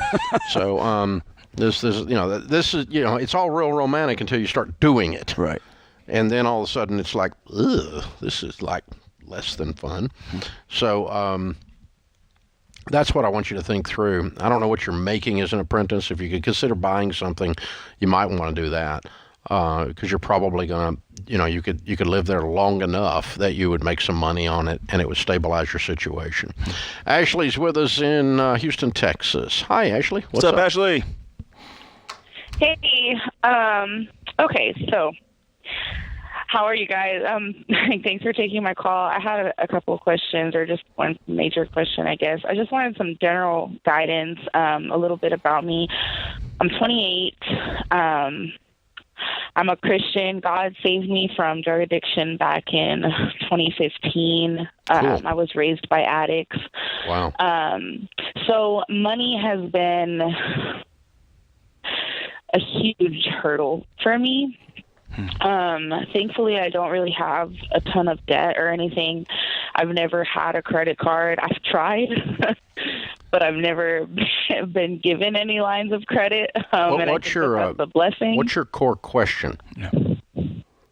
So my core question is basically wealth in general and building financial stability is a foreign language. It feels so out of reach. It feels like there's a veil between me and this other reality where people live securely. Yeah, you don't. It feels like a foreign language. Yeah. All I've ever known is financial insecurity. Yeah. I mean, we moved at least once a year my whole life. The bills were never paid, lights getting turned off all the time. And God has been good as an adult. He's, provided. He's given me a lot of things. But I find myself I've never been able to save any money ever. Yeah. John? Yeah. I always seem to get into some type of hole. Okay, and so I just want to know how to. Here we go. So I'm going to jump into it. What you're describing the poverty mindset, right? As though this air that you've been breathing for your whole life, right? I want to give you a couple of things that can rattle that cage for you, okay? Here's the first one. You got to change your ecosystem and environment, and sometimes that means moving. That often means the people you hang out with and who you get wisdom from. It's a veil because you don't know those people, and I want you to go find somebody at your church that will have coffee with you, or a couple of them, or 3 or 4 of them, women who are 10 or 15 years ahead of you, or some guy running a company that will sit down with you after church one day on Sunday and talk to you. But I want you to get to know those people, and it makes things much more tangible, and they talk in different ways, and they spend their money in different ways. The second one is, often when we grow up with, almost always when you grow up with addicts, the idea of a relationship is A equals pain, because you've been hurt repeatedly by those people who are supposed to love you. And what I want to tell you is the only way to heal and move forward is through other relationships. So you're going to have to practice being in a relationship with people. Sometimes you need a good counselor for that. It sounds like you've been through a lot of addiction work and a lot of addiction healing. But that's going to be a group of friends, a group of women that you meet with regularly to do life with. And it's going to be lo-fi stuff. Like, let's go get coffee. Yeah. So the room you're sitting in with these ladies, you won't feel like you fit in. Yes, you'll feel weird. And that's okay. Lean into that. You tell them, hey, I feel weird in here. It's okay. Just it feels awkward because it is, because you don't know how they think, and they all seem to think alike, and you don't think like they think. And what you're trying to do is change your thinking. You think, right? And that's how you do it. And here's the third big one. You become who you hang around with. Here's the third big one. Often, especially when you grow up with addicts and you grow up in poverty, everything is about just getting to the next day and the next day. And the way to lift that mindset is to start thinking in 2 months, 6 months, 2 years, 5-year plans. And it's like going to the gym. You can do a really hard workout and you look at your body the next morning and really nothing's changed. But you go again and you go again and you go again. And then 6 months, 8 months, 10 months later, you feel better, you walk better. And so it's getting somebody that can walk alongside you with this wealth journey. I'm going to keep a budget every month, even though I'm only getting $10. And the next month, it's going to be $20 I'm going to save. I'm going to follow this budget, and I'm going to slowly over time practice shifting my life. And I'm going to keep going and keep going and keep going. And write it down and start saying, not in some weird positive affirmation way, but you're changing your identity is what you're doing. That's exactly right. Inside out. I grew up as an addict. You're saying, I'm a young Christian who's learning how to build wealth. And who's free. And I'm free of addiction. And just write that down, because that's all true. It's all true. It's not some weird positive affirmation. It's just the truth. It's all true. And just speak that. The power of the tongue is amazing. Hey, a great book to pick up is Glass Castles. You'll laugh your way through it. You will definitely laugh your way through it. This is The Ramsey Show.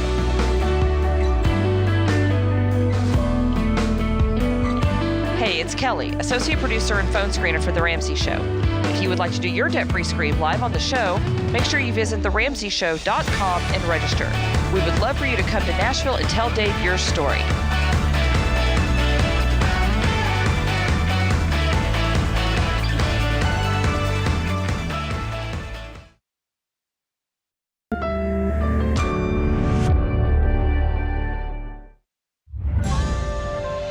This is The Ramsey Show. You can be intentional about your character. You can have money and a career. You are the hero in your story.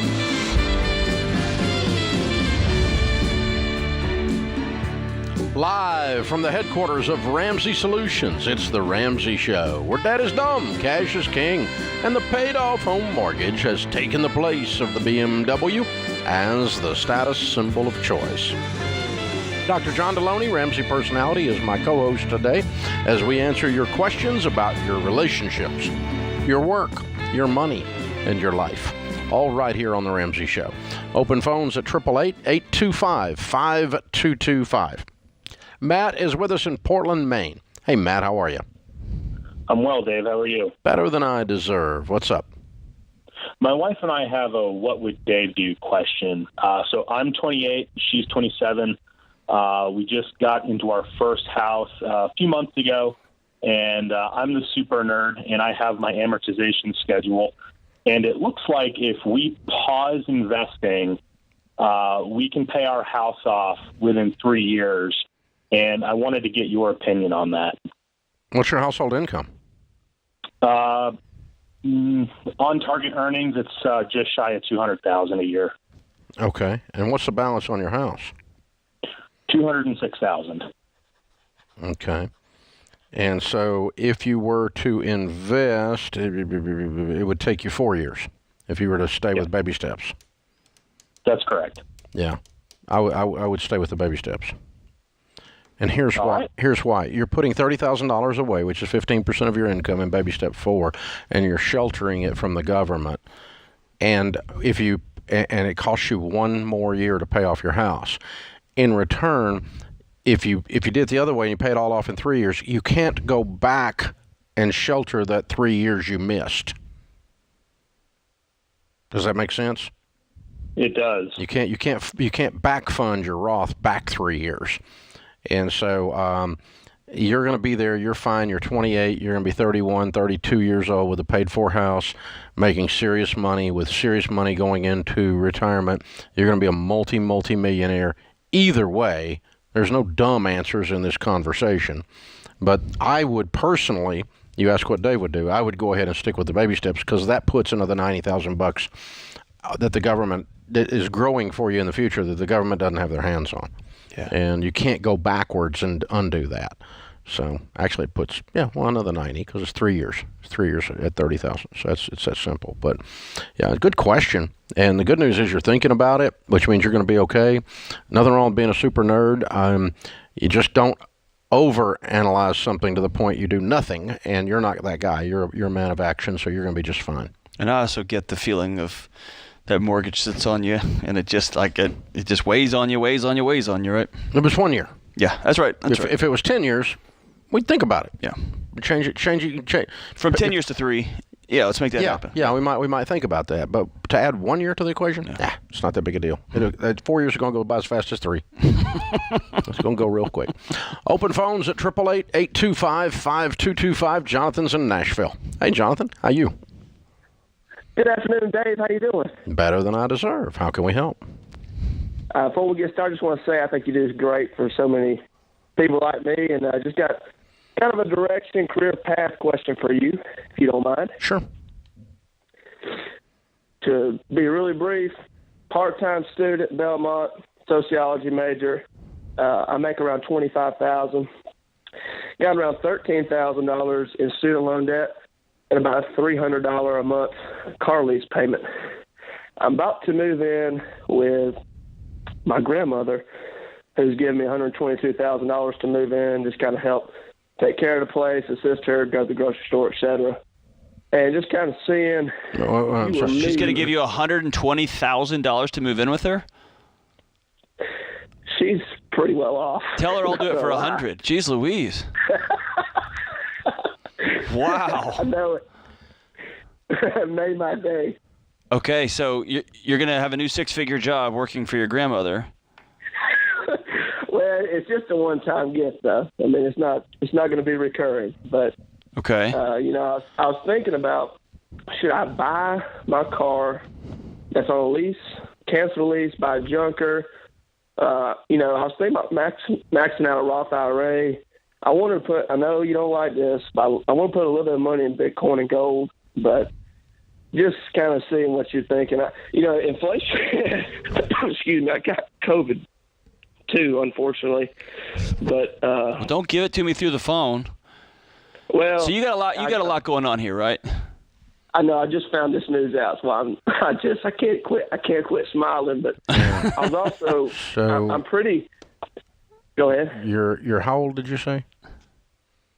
26. Okay, and what is it you want to do with your life? Yeah. Well, you're going to be You're going to be a social worker? No, that's not even that. That's a sociologist. Yeah, what are you going to do, man? I want to. I'm pretty good with people. I want to go into real estate. And what I was thinking is inflation's at like 15% real inflation right now. No. If I put it's not. It's 7. You're reading weird websites, bro. It was a Bitcoin website. Yeah, stop reading those websites. All of them. All of them. Get off the internet, homie. Dude, get off the internet. Okay. Why are you getting a sociology degree to go into real estate? Well, you got me sidetracked here. No, you've got us sidetracked. Trust me. Why are you getting a sociology degree to go into real estate? Because I was thinking basically study human behavior. I was thinking it'd give me a leg up because I know I'm in Tennessee, got people coming from all over the country. I was thinking that maybe it would help me be... No, that's not it. What happened was you were studying sociology, and you are getting caught up in anything that shines. Yes. You're like a bass. You're getting ready to get hooked. Squirrel. And, so Bitcoin, gold, real estate, all these things are exciting and look like a way to get rich easy, and you need to put the get rich easy to the side. And now Grandma made you rich. And now you think 122,000 is rich, and it's not. No. It's not going to go that far. It's going to disappear so fast, it's going to be scary how fast that disappears. Yeah. I'm going to recommend your grandmother not do this because you're about to lose all this money. All of it. If you don't straighten up and get away from the shiny stuff. Because, that's how a bass gets caught. He jumps on a shiny thing. So don't be a bass. Don't be a dumb bass. Don't do it. So yeah, you jump on the Bitcoin, jump on gold, jump on real estate, nothing down. This is not the time for you to do any of this. Yeah. So you need to slow down. You need to sell the car and get you a paid-for $10,000 car and pay off your student loan debt, and then take 2 steps back and ask yourself, what do I want to spend my life investing in that I love, that gives me richness of soul, where I can be a service to humanity, not how can I take something and get there quick, because you've got get rich quick written all over you, and it's going to bring you pain. He who hastens to be rich will not go unpunished. Now, this is The Ramsey Show.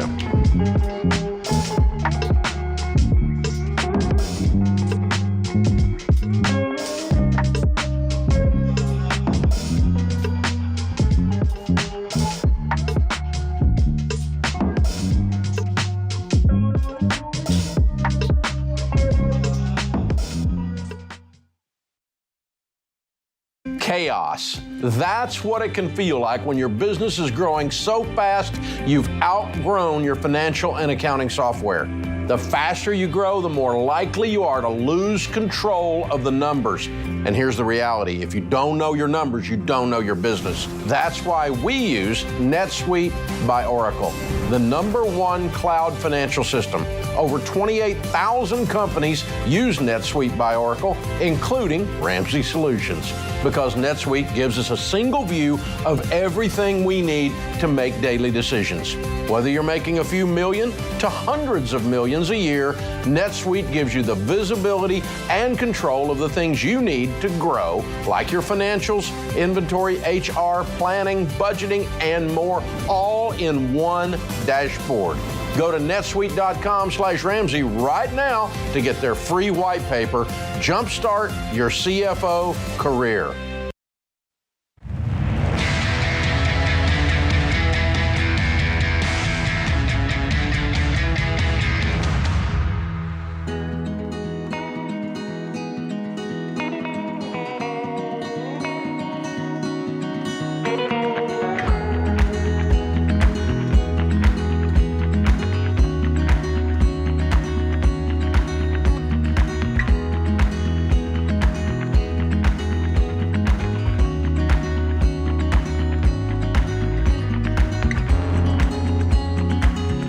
Dr. John Deloney, Ramsey personality, joins us this hour. Open phones at 888-825-5225.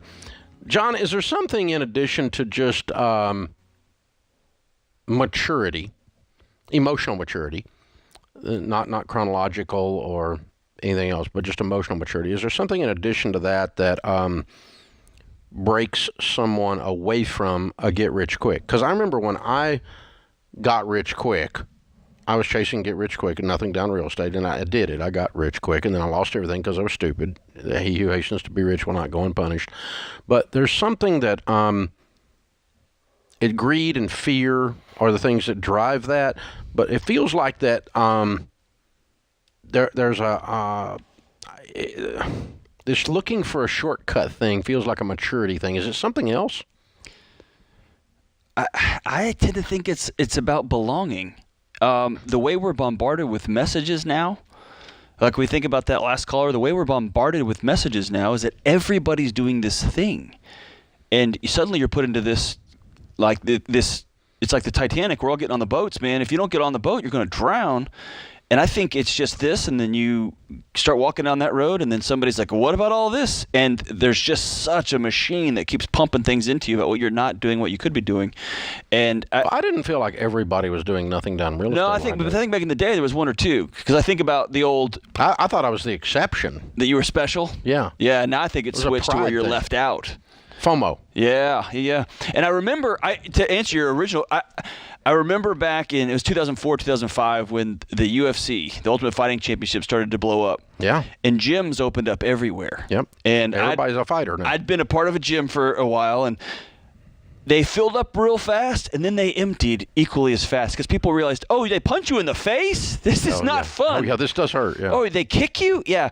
And so I think there's something about... Unfortunately, part of wisdom is getting hit in the mouth. And I think you've got to put some money into Bitcoin and lose every penny of it, thinking you were so smart, and that's how you realize, if someone didn't teach you out of the gate about humility and wisdom and, hey, we won this time but not this time, I think that's a real important lesson. Either you confer that or you just got to take it if you don't have a model for it, right? Yeah, but I'm just the cause is what I was the root cause from a psychological perspective. So it is FOMO, it can be, or fear of missing out, or it can be. I think we're pride. We're special. I'm different. I can do this. But we're wired to the least restrictive road, right? Yeah, I mean, that's the way we're wired. Yeah, and that's not necessarily a bad thing. No. You don't want to take a pain on to take pain on. That's weird. Yeah. But this idea that I know 99% of the millionaires become millionaires this way, but not me. I've got this. I've got it. Yeah, there's something just whacked about that. Yeah. And I was one of them. I did that. I fell into that. It's an arrogance of sorts. And I talked about this on immaturity tied with arrogance. On the documentary. The same thing playing the lotto. I had a history professor who we were talking about D-Day, and I looked at it. He was a strategist, a military strategist, and I was looking at D-Day, and I was like, man, why didn't they just send 30 or 40,000 of our top troops into D-Day? And my professor's response was because they would have looked at that and gone, this is not a good situation. This is a tough wave after wave situation. And I said, well, what kept all those guys going? They all thought they weren't going to die. And he said, pure old-fashioned 18-year-old arrogance. They both looked at each other, and they looked at the right and the left and said, sucks to be that guy because I'm coming home. When they sat there and told you, 8 out of 10, 9 out of 10 of you aren't coming home. I think there's just something about being 18, 19, 20, 21. You're invincible. You're ready to go take on the world. And that opening scene in Private Ryan. Oh, man. I stood on top of that beach just looking at the gun turrets. Can you imagine? 3,500 men died on Omaha in like 17 minutes. Instantly, yeah. They just obliterated. Yeah. And there's something about that. And we'll just keep going. We'll just keep going. And that's what happens with these waves of get rich quick. Yeah. As they come through, and they come through about 3 times a generation, roughly. But I hadn't seen one like this one in a while. This one's very interesting, but because it's mixed in with this existential crisis around COVID, where everybody suddenly realizes they're going to die. Yeah. And so we're just here for a vapor, and you mix that with a little inflation. 15%. No, it's not. 7%, son. Yeah. All right. Which means he's been reading a gold site or he's been reading a Bitcoin site because the actual inflation rate is not 15%. 7% is not good, but 7%. I mean, in Carter we had 12. Right. So I mean, and I think it goes back to if surround yourself with wise people, because they're going to be able to tell you if their heart rate doesn't get up. Hey, inflation's 7. If your broke beer drinking buddies are all that you have to help you analyze your wealth building process, you're screwed. That's right. Yeah, absolutely. Or if the internet is the other only source you've got. Which is even worse. Right. Yeah. Because they're trying to make money off of you. Well, and, worse than that, they're wrong. You know, it's just like that's the other problem is it's just inaccurate. It's bad information most of the time. I mean, not everything on the internet's bad information, but this idea that there's like, you know, my generation ascribed, my parents' generation ascribed complete credibility to any newsman on CBS. Walter Cronkite. Right, yeah. If Walter Cronkite said it, that's right there with like Jesus said it. Yep. That's it. It's done. This generation is wisely believes nothing the media says because nothing they say is true. I mean, nothing they say is true. It's like our local newspaper. If you read it in there, you go, I wonder what really happened. Every time I read articles about people, including myself. I go, who is that guy? I don't even know that guy. They just made that up. Where did they get that information? They just dreamed up a story and put it in there. And so, but it's just this generation, so journalism has completely lost credibility. It doesn't have that anymore. But this generation then, or not this current one, these 19-year-olds, they're smarter than that. But probably the millennials, they think everything on the internet was true. And so the big joke was, you know, everything on the internet's true. Abe Lincoln, you know, ascribe the quote to Abe Lincoln. And so, but we're starting to realize the source of information is not there. It's not true. And so what you've got to do is you have to get around people who have proven track records of actually doing the thing you're talking about. That's right. And if you want to be a really world-class parent, you should not hang out with people who have parenting theories. Right. Or bonkers kids. Or kids that are all, you know, off the dadgum reservation where the asylums or the inmates are running the asylum. But if you see a family that's functional and the children they're not little Stepford children, they're not devoid of personality in the name of discipline, but on the other hand, they're not running around the restaurant swinging from the chandeliers. Right. You know, they've got a personality, but they're respectful. They're also, you know, they seem to be functional children on the way to adulthood. That'd be a couple to sit down and have dinner with and talk to about how to be a parent because they actually are doing it. That's right. Same thing with a marriage. You know, I got to spend time with Mr. Truett Cathy before he and Miss Jean passed away, and I remember we were in Long Beach speaking at this, I was speaking at a Chick-fil-A thing, and we were up in the suite with him and Bubba and Trudy and Dan, their 3 kids, and a bunch of their grandkids and stuff. And I'm talking to him because I'm enthralled. At that point, I think they'd been married 67 years. Wow. And so we're walking along the concourse, you know, down through here, these 80-something-year-old people, and I look up and they're holding hands, and I'm like, this is who I want to talk to about being married. That's right. You know, one time, 67 years. Yep. I want to talk to them about being married. Now, you'd want to ask Mr. Truett Cathy about a lot of different things. There have been a lot of things to ask him about, but I did. I asked him, and I asked her. I said, because Sharon was with me. I said, so, Miss Cathy, how do you put up with an entrepreneurial man like this all these years? And she just, those eyes lit up, and she smiled, and she said, patience. Did Sharon give her an amen? Sharon's dancing. Yeah, you're right. Put wise people in your life. Yeah. Good, wise people. Yeah. And funny people. This is silly. The way we're disseminating information in our culture is completely broken now. Yeah. This is The Ramsey Show.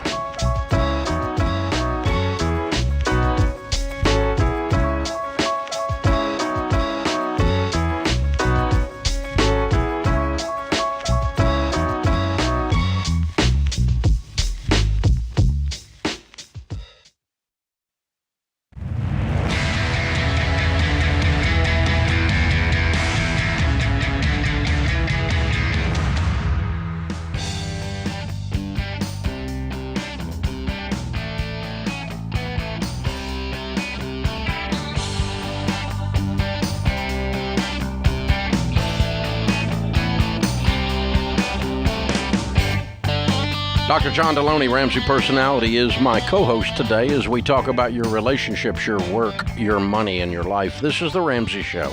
Open phones at 888-825-5225. When you get ready to file your taxes, don't use a junk product to, quote, file for free, only to find out later you got upgraded 6 times, and they tried to sell you a bunch of other stuff. This is how some of these big online filing services do it. So we got a problem with that. So we took matters into our own hands and we launched a product called Ramsey Smart Tax. How's it different? Well, for starters, you get everything you need up front. There are no hidden fees, no hidden agendas. We're not trying to sell you something else. Just get your taxes done right online for less. Now, if you got complicated taxes, you ought to go to one of our tax ELPs. If you got an easy tax return, go to RamseySolutions.com/SmartTax to learn more. And you can put your old tax software on notice. Done with you. RamseySolutions.com/SmartTax. Neil is with us. Neil is in Nashville. If I hit the right button, he would be. Try it again. Let's see. There he is. Hey, Neil. How are you? Hey. Great, thanks. How are you? Better than I deserve. What's up? Well, hey, just wanted to thank you for your awesome advice through the years. My wife and I have been debt-free for 5 years, and cool. We're on the investment step. Great. And, so my question is, we're going to get a fairly sizable inheritance in a few months, and we want to pay off our house. Cool. And that will pretty much cover the balance of the mortgage. And my question is, there's just been, different schools of advice that we've had about like maybe taking some of it, investing, half pay off, just invest the whole thing, et cetera, et cetera. Mm-hmm. But we like being debt free and we want to pay off our house. Good, do it. So, yeah, okay. Good. What do you owe on it? $240,000. Okay, good. And how much is the inheritance? Yeah. Roughly about $250,000. Okay. Who passed away? My mother. I'm sorry, man. Sorry about that. Yeah, it's okay. That's okay. So, was she good with money? Oh God, no. Where did she get $250,000 to leave you? My son helped actually. They sold her place when she moved into a care home. Mm-hmm. And so she just had a house that's what this came from. Okay. That's correct. Yes. Right. And then she was in a whole. One of the ways I judge stuff like this, assuming the person was a functional person, I always ask myself: Is Mom in this case in heaven smiling when I pay off my house? I would think she would be. Yeah. Yeah. Or maybe another way is Mom in heaven smiling to knowing that her son is free. His spirit is lifted. He's sleeping deeper in the night. His marriage is going full throttle. Right? What does paying off the house mean to you and your wife? Means being even more debt free. There you go. Yeah. Than we already are. Yeah. So. And it's stable, and you don't have to worry about the next variant coming through or whatever. You're not at least not. You might medically have to worry about it, but financially you don't have to worry about it. So that kind of stuff. Exactly. So it's a whole different thing, right? Yeah. So way to go, man. Yeah. So let me back up just 2 steps then. The decision's made, and you knew what to do. You just need somebody to say it out loud, okay? Now, but let's not like you're going to convince the other people necessarily, because they've already got their opinions, and usually those convinced against their will are of the same opinion still. But let me tell you what the data says, not what someone with an opinion says. The data says this. We did the largest study of millionaires in North America ever done. Over 10,000 of them. In-depth, airtight research. Almost 70 to 80% of them, which is most of them, followed this simple case study. They sounded like this, okay? It took them 12 to 17 years to get there. In your case, you got an inheritance. They didn't. Okay? Right. But in almost every case, they had 2 things that made them hit $1 million net worth. They had a beefy, well-funded retirement account, their 401k, their Roth IRAs, and that kind of stuff, and a paid-for house. Right. More millionaires were created by that combination than any other thing we found anywhere. More than entrepreneurism, more than gold or Bitcoin, which precisely 0% was the precise percent that did that. More than I borrowed on my house to invest and the money I made on investments made me a millionaire, which is what's being proposed to you that you should do, but your heart told you didn't want to. And my point is the data says that you're right and whoever's making that proposal to you is wrong. Right. If that gives you any further comfort on the decision that you've already made. So data, is truth. Truth is an important thing. I know. When you're dialing these things in. But it's not helpful when you want to buy a new truck, Dave. I can't stand data when it goes against what I want it to say. Yeah, it's not helpful when I want to flex my intellect rather than my wisdom. Exactly. And there is a difference. All right, let's go to Brian in Houston. Hey, Brian, what's up? Hey, Dave, how are you doing? Better than I deserve. How can we help? Good. Apologies, I'm super nervous, but I'll get through this quick. No trouble. So my wife and I, we had our I had it moment last year, and we grinded and were gazelle intense all last year. And long story short, we're debt-free on baby step 3 as of like a week ago. Good for you, man. Go, dude. Way to go. How much you pay off? About $50,000. Yeah. Way to Get go, them, Brian. baby. Get them. I like it. Yeah.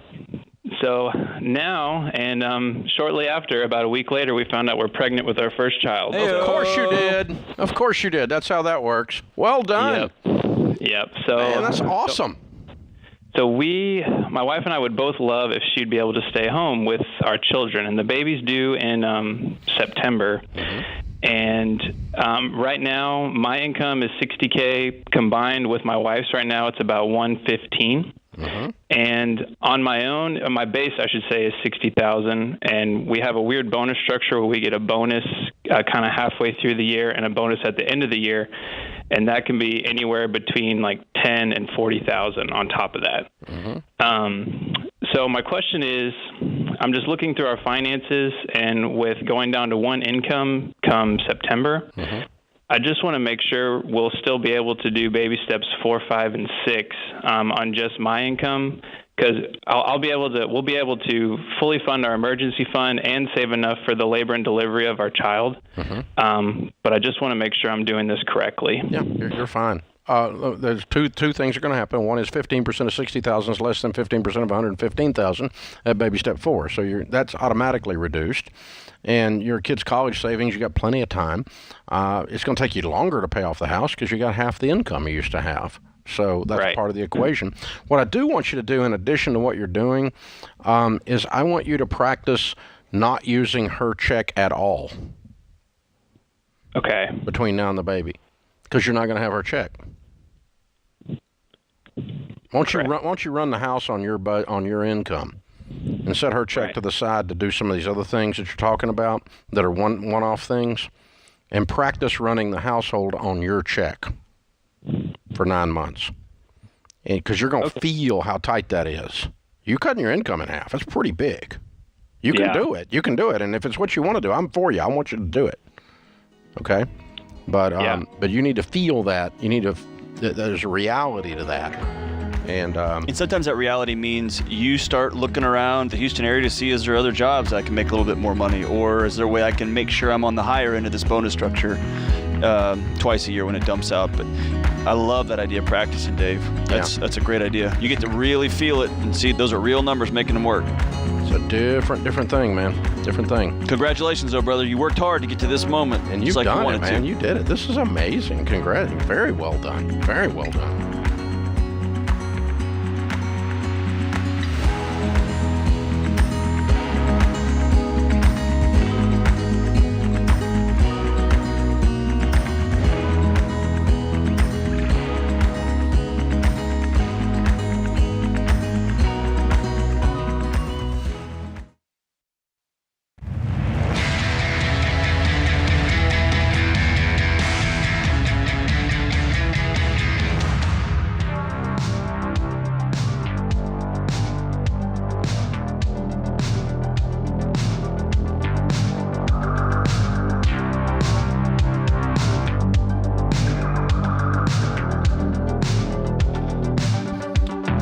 Proverbs 28:19, whoever works his land will have plenty of bread, but he who follows worthless pursuits will have plenty of poverty. Oh, we kind of been talking about that. Ouch.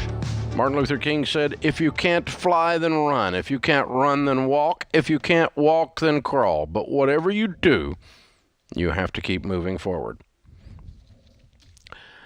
Absolutely. Dr. King. Amazing mind. An amazing mind. Amazing. Probably one of the better orators in history. Lincoln, Churchill, King. Yeah. And not only that, a quote machine for sure. Yeah. But I love that quote of his. I've used it for years. If you can't fly, then run. If you can't run, then walk. If you can't walk, then crawl. But whatever you do, you have to keep moving forward. The other one I loved was, if you want to be a street sweeper, sweep the streets in such a way that the angels of heaven proclaim there was a street sweeper. I can't say it. Yeah, stumbling over my words. But yeah, if you're going to do it with excellence. Do whatever it happens to be. But he paints it with such poetry. Yeah. Amazing. Julia is with us. Julia is in Tampa, Florida. Hi, Julia. How are you? Hi, Dave. I'm doing great. How about you? Better than I deserve. What's up in your world? All right, awesome. Well, so I have lived in Tampa, Florida for most of my life. My mom, who's disabled, also lives here, and I need to be able to stay here and live in the area. And basically, since last year, I've been searching for a house because I've been ready to buy a house now. And with so many out-of-state buyers coming down here, paying cash, paying a lot over asking, I have not had any luck with getting an offer accepted for a house that I've really loved. And so I'm really afraid, especially with this year being predicted as Tampa being the number one hottest market in all of the U.S. Really? That I'll be priced. I didn't know that. That's what I've read. Internet, Dave. Internet. That was written by the Tampa newspaper. Yeah. That's right. The Tampa Real Estate Association wrote that. Yeah, well, it's a hot market, but I doubt it's the hottest market in the United States. But it might be in the top 20 for sure. Your question still stands though. It's hard to find a house, and it's getting really, really frustrating and almost a little scary. Is that what you're saying? Well, that's not the only thing. So I'm really afraid that I'll be priced out of the market for something good within my price range. The longer prices rise, and I'm not able to buy, in which case eventually I won't be able to buy in this area at all if I wait. And so should I just find something as quickly as possible, even if it's not exactly what I want? No. Anytime you get desperate, right after I get desperate, I get stupid. And right after I get stupid, I get broke. When you get that kind of a mentality going, you're getting ready to make a mistake. Every time I do, I make a mistake. Have you ever heard of the word catastrophize? I have. Yes. So you've painted a picture. Like right now, it's hard. You have something that you really, really want, and it's hard to get your hands wrapped around. It keeps slipping through your fingers. And from that narrative, you have painted a picture of the next year, 2 years, 5 years, 10 years that are all catastrophe, just disaster. Yeah. And none of that's true. That's not true. So here's what do you do for a living? I used to work in project management, and now I do recruitment. Yeah. You make good money? Not as good as in project management, but I really had to get out of that because it was just really stressful and I couldn't do it any longer. And now I make... Recruiting isn't? Well, I had to kind of start more of the entry level. So I started at 60, but I'm moving into 70 and 80 pretty soon. So and if you actually became a recruiter, you'd make six figures, right? It depends. I think if I work in IT recruitment or if I recruit engineers for big companies, those are definitely in the six figures. Yeah. Okay, so here's my point. If you're on a career that is increasing, your career is increasing percentage-wise faster than the housing market is. Percentage-wise. Even at this rate? Crazy market? Follow the numbers. Follow the numbers. Let's do facts. Okay, facts. When you go from 60 to 100 over 3 years, that's a 40% increase. Houses are not going to increase 40% in the next 3 years. Your numbers are moving faster than housing is moving. Your ability to afford a house. It may be the same house at a higher price, but you'll be making more. And so I want you to slow down 2 beats, keep looking, but promise yourself you're not going to buy out of desperation or panic because you're going to make a mistake if you do. Promise yourself you're going to buy only when the right deal is there. As a person of faith, I always just tell myself that's when it all works is when God wants me to have it. Until then, he was holding the right thing. I just hadn't found it yet. And I really appreciate that. I think I just needed to hear it because I feel the same way. Yeah. I really need to hear it from somebody. So if he can, if he knows when the sparrow falls, if he can number the hairs on my head, he can get me a house. Especially the number of hairs on my head. It's not a big job. Yeah, 11. 11. How'd you know, John? Don't be telling all my secrets. Gosh. No secrets on radio. Unbelievable. Hey, and Julia, I'll tell you this. My wife and I looked and looked and looked when I took this job, and you did. You went through about 7 of them through your fingers. That we had contracts and you ended on 4 up getting the best one, though. Got the perfect. It took 9.5 months, and we got the one. We had to give our realtor a pretty sizable tip because she was great, but we got the one that we wanted. Hang in there. You did kind of have to talk yourself off the ledge during that. Because it gets frustrating as crud. And I almost made a couple like, I'll just replace the whole this, and even you helped me say, dude, don't do that. Walk away from that. So just be patient. And an apartment is okay. Yeah. Apartment can still be home. If you don't just say, throw up your hands and go, I'm not going to look anymore. Just keep looking. Yeah. And just make a game out of it. And it's just, I hadn't found it yet. I just hadn't found it yet. And I'm going to find it. And when I do, it's going to be awesome. And earlier in the segment, we talked about the difference between wants and needs. You need a place to lay your head. That's an apartment. You really want a nice house that meets all of your wish list. And it's going to go up in value. Let it be a want and make it the right one. Yeah. Right. Yeah. I'm not doing this until it's right. That's right. And even in this crazy market, it's hard, when all around you have lost their mind, you be the one that doesn't. Yeah. Be the calm in the storm. That's right, Julia. That's what is that old song? That old Rudyard Kipling. Oh, Rudyard Kipling, yeah. Yeah. When you become a man, my son. But when all about you have lost their way, I had to memorize it in the 6th grade, and I've forgotten it now. But then you become a man, my son. Yeah. But in this case, become a woman, my lady. But just don't lose your mind just because everyone else has. And that's true. Chasing something, running from something. It can be FOMO, it can be greed, it can be fear, it can be pride. And isn't it interesting that these character qualities, negative though they be, affect your money more than the math? Almost always. Yeah. Math is easy. It doesn't change. Yeah, and it's just this person in my mirror is my problem. And the wiser he gets, don't know if he's going to get any smarter, but the wiser he gets, the fewer money problems he has. Yeah. And the calmer you are. Don't sweat the small stuff. And, oh, by the way, it's all small stuff. It's that thing, right? Be anxious for nothing. Yeah. Be anxious for nothing. And it's so hard because we live in a culture that's just driven by acquisition. It's driven by the newest, shiniest thing. It's driven by the latest technology. And fear. Fear. And driven by fear. There's a lot of fear out there right now. People are, and they're mean when they're afraid, I've noticed. Yeah. Some of you people in your COVID stuff, bless your little hearts, you're just mean. Just anger. Just mean. I know you're afraid, but just be afraid. Stop being mean. You don't have to be mean while you're at it. Oh, my gosh. I mean, and during the height of that stuff, man, the way people were dressing people down in grocery stores and everything else is out of control.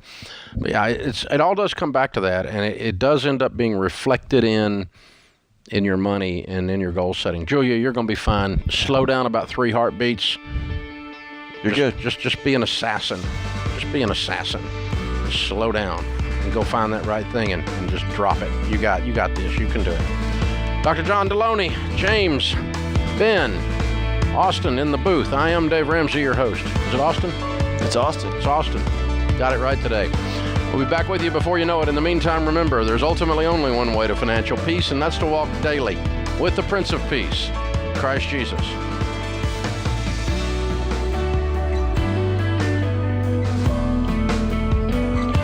Hey guys, this is James, senior producer for The Ramsey Show. Did you know over 18 million people listen to The Ramsey Show every week? And a lot of those people listen on one of our 600 plus radio stations across the country. To find a station near you, head to theramseyshow.com.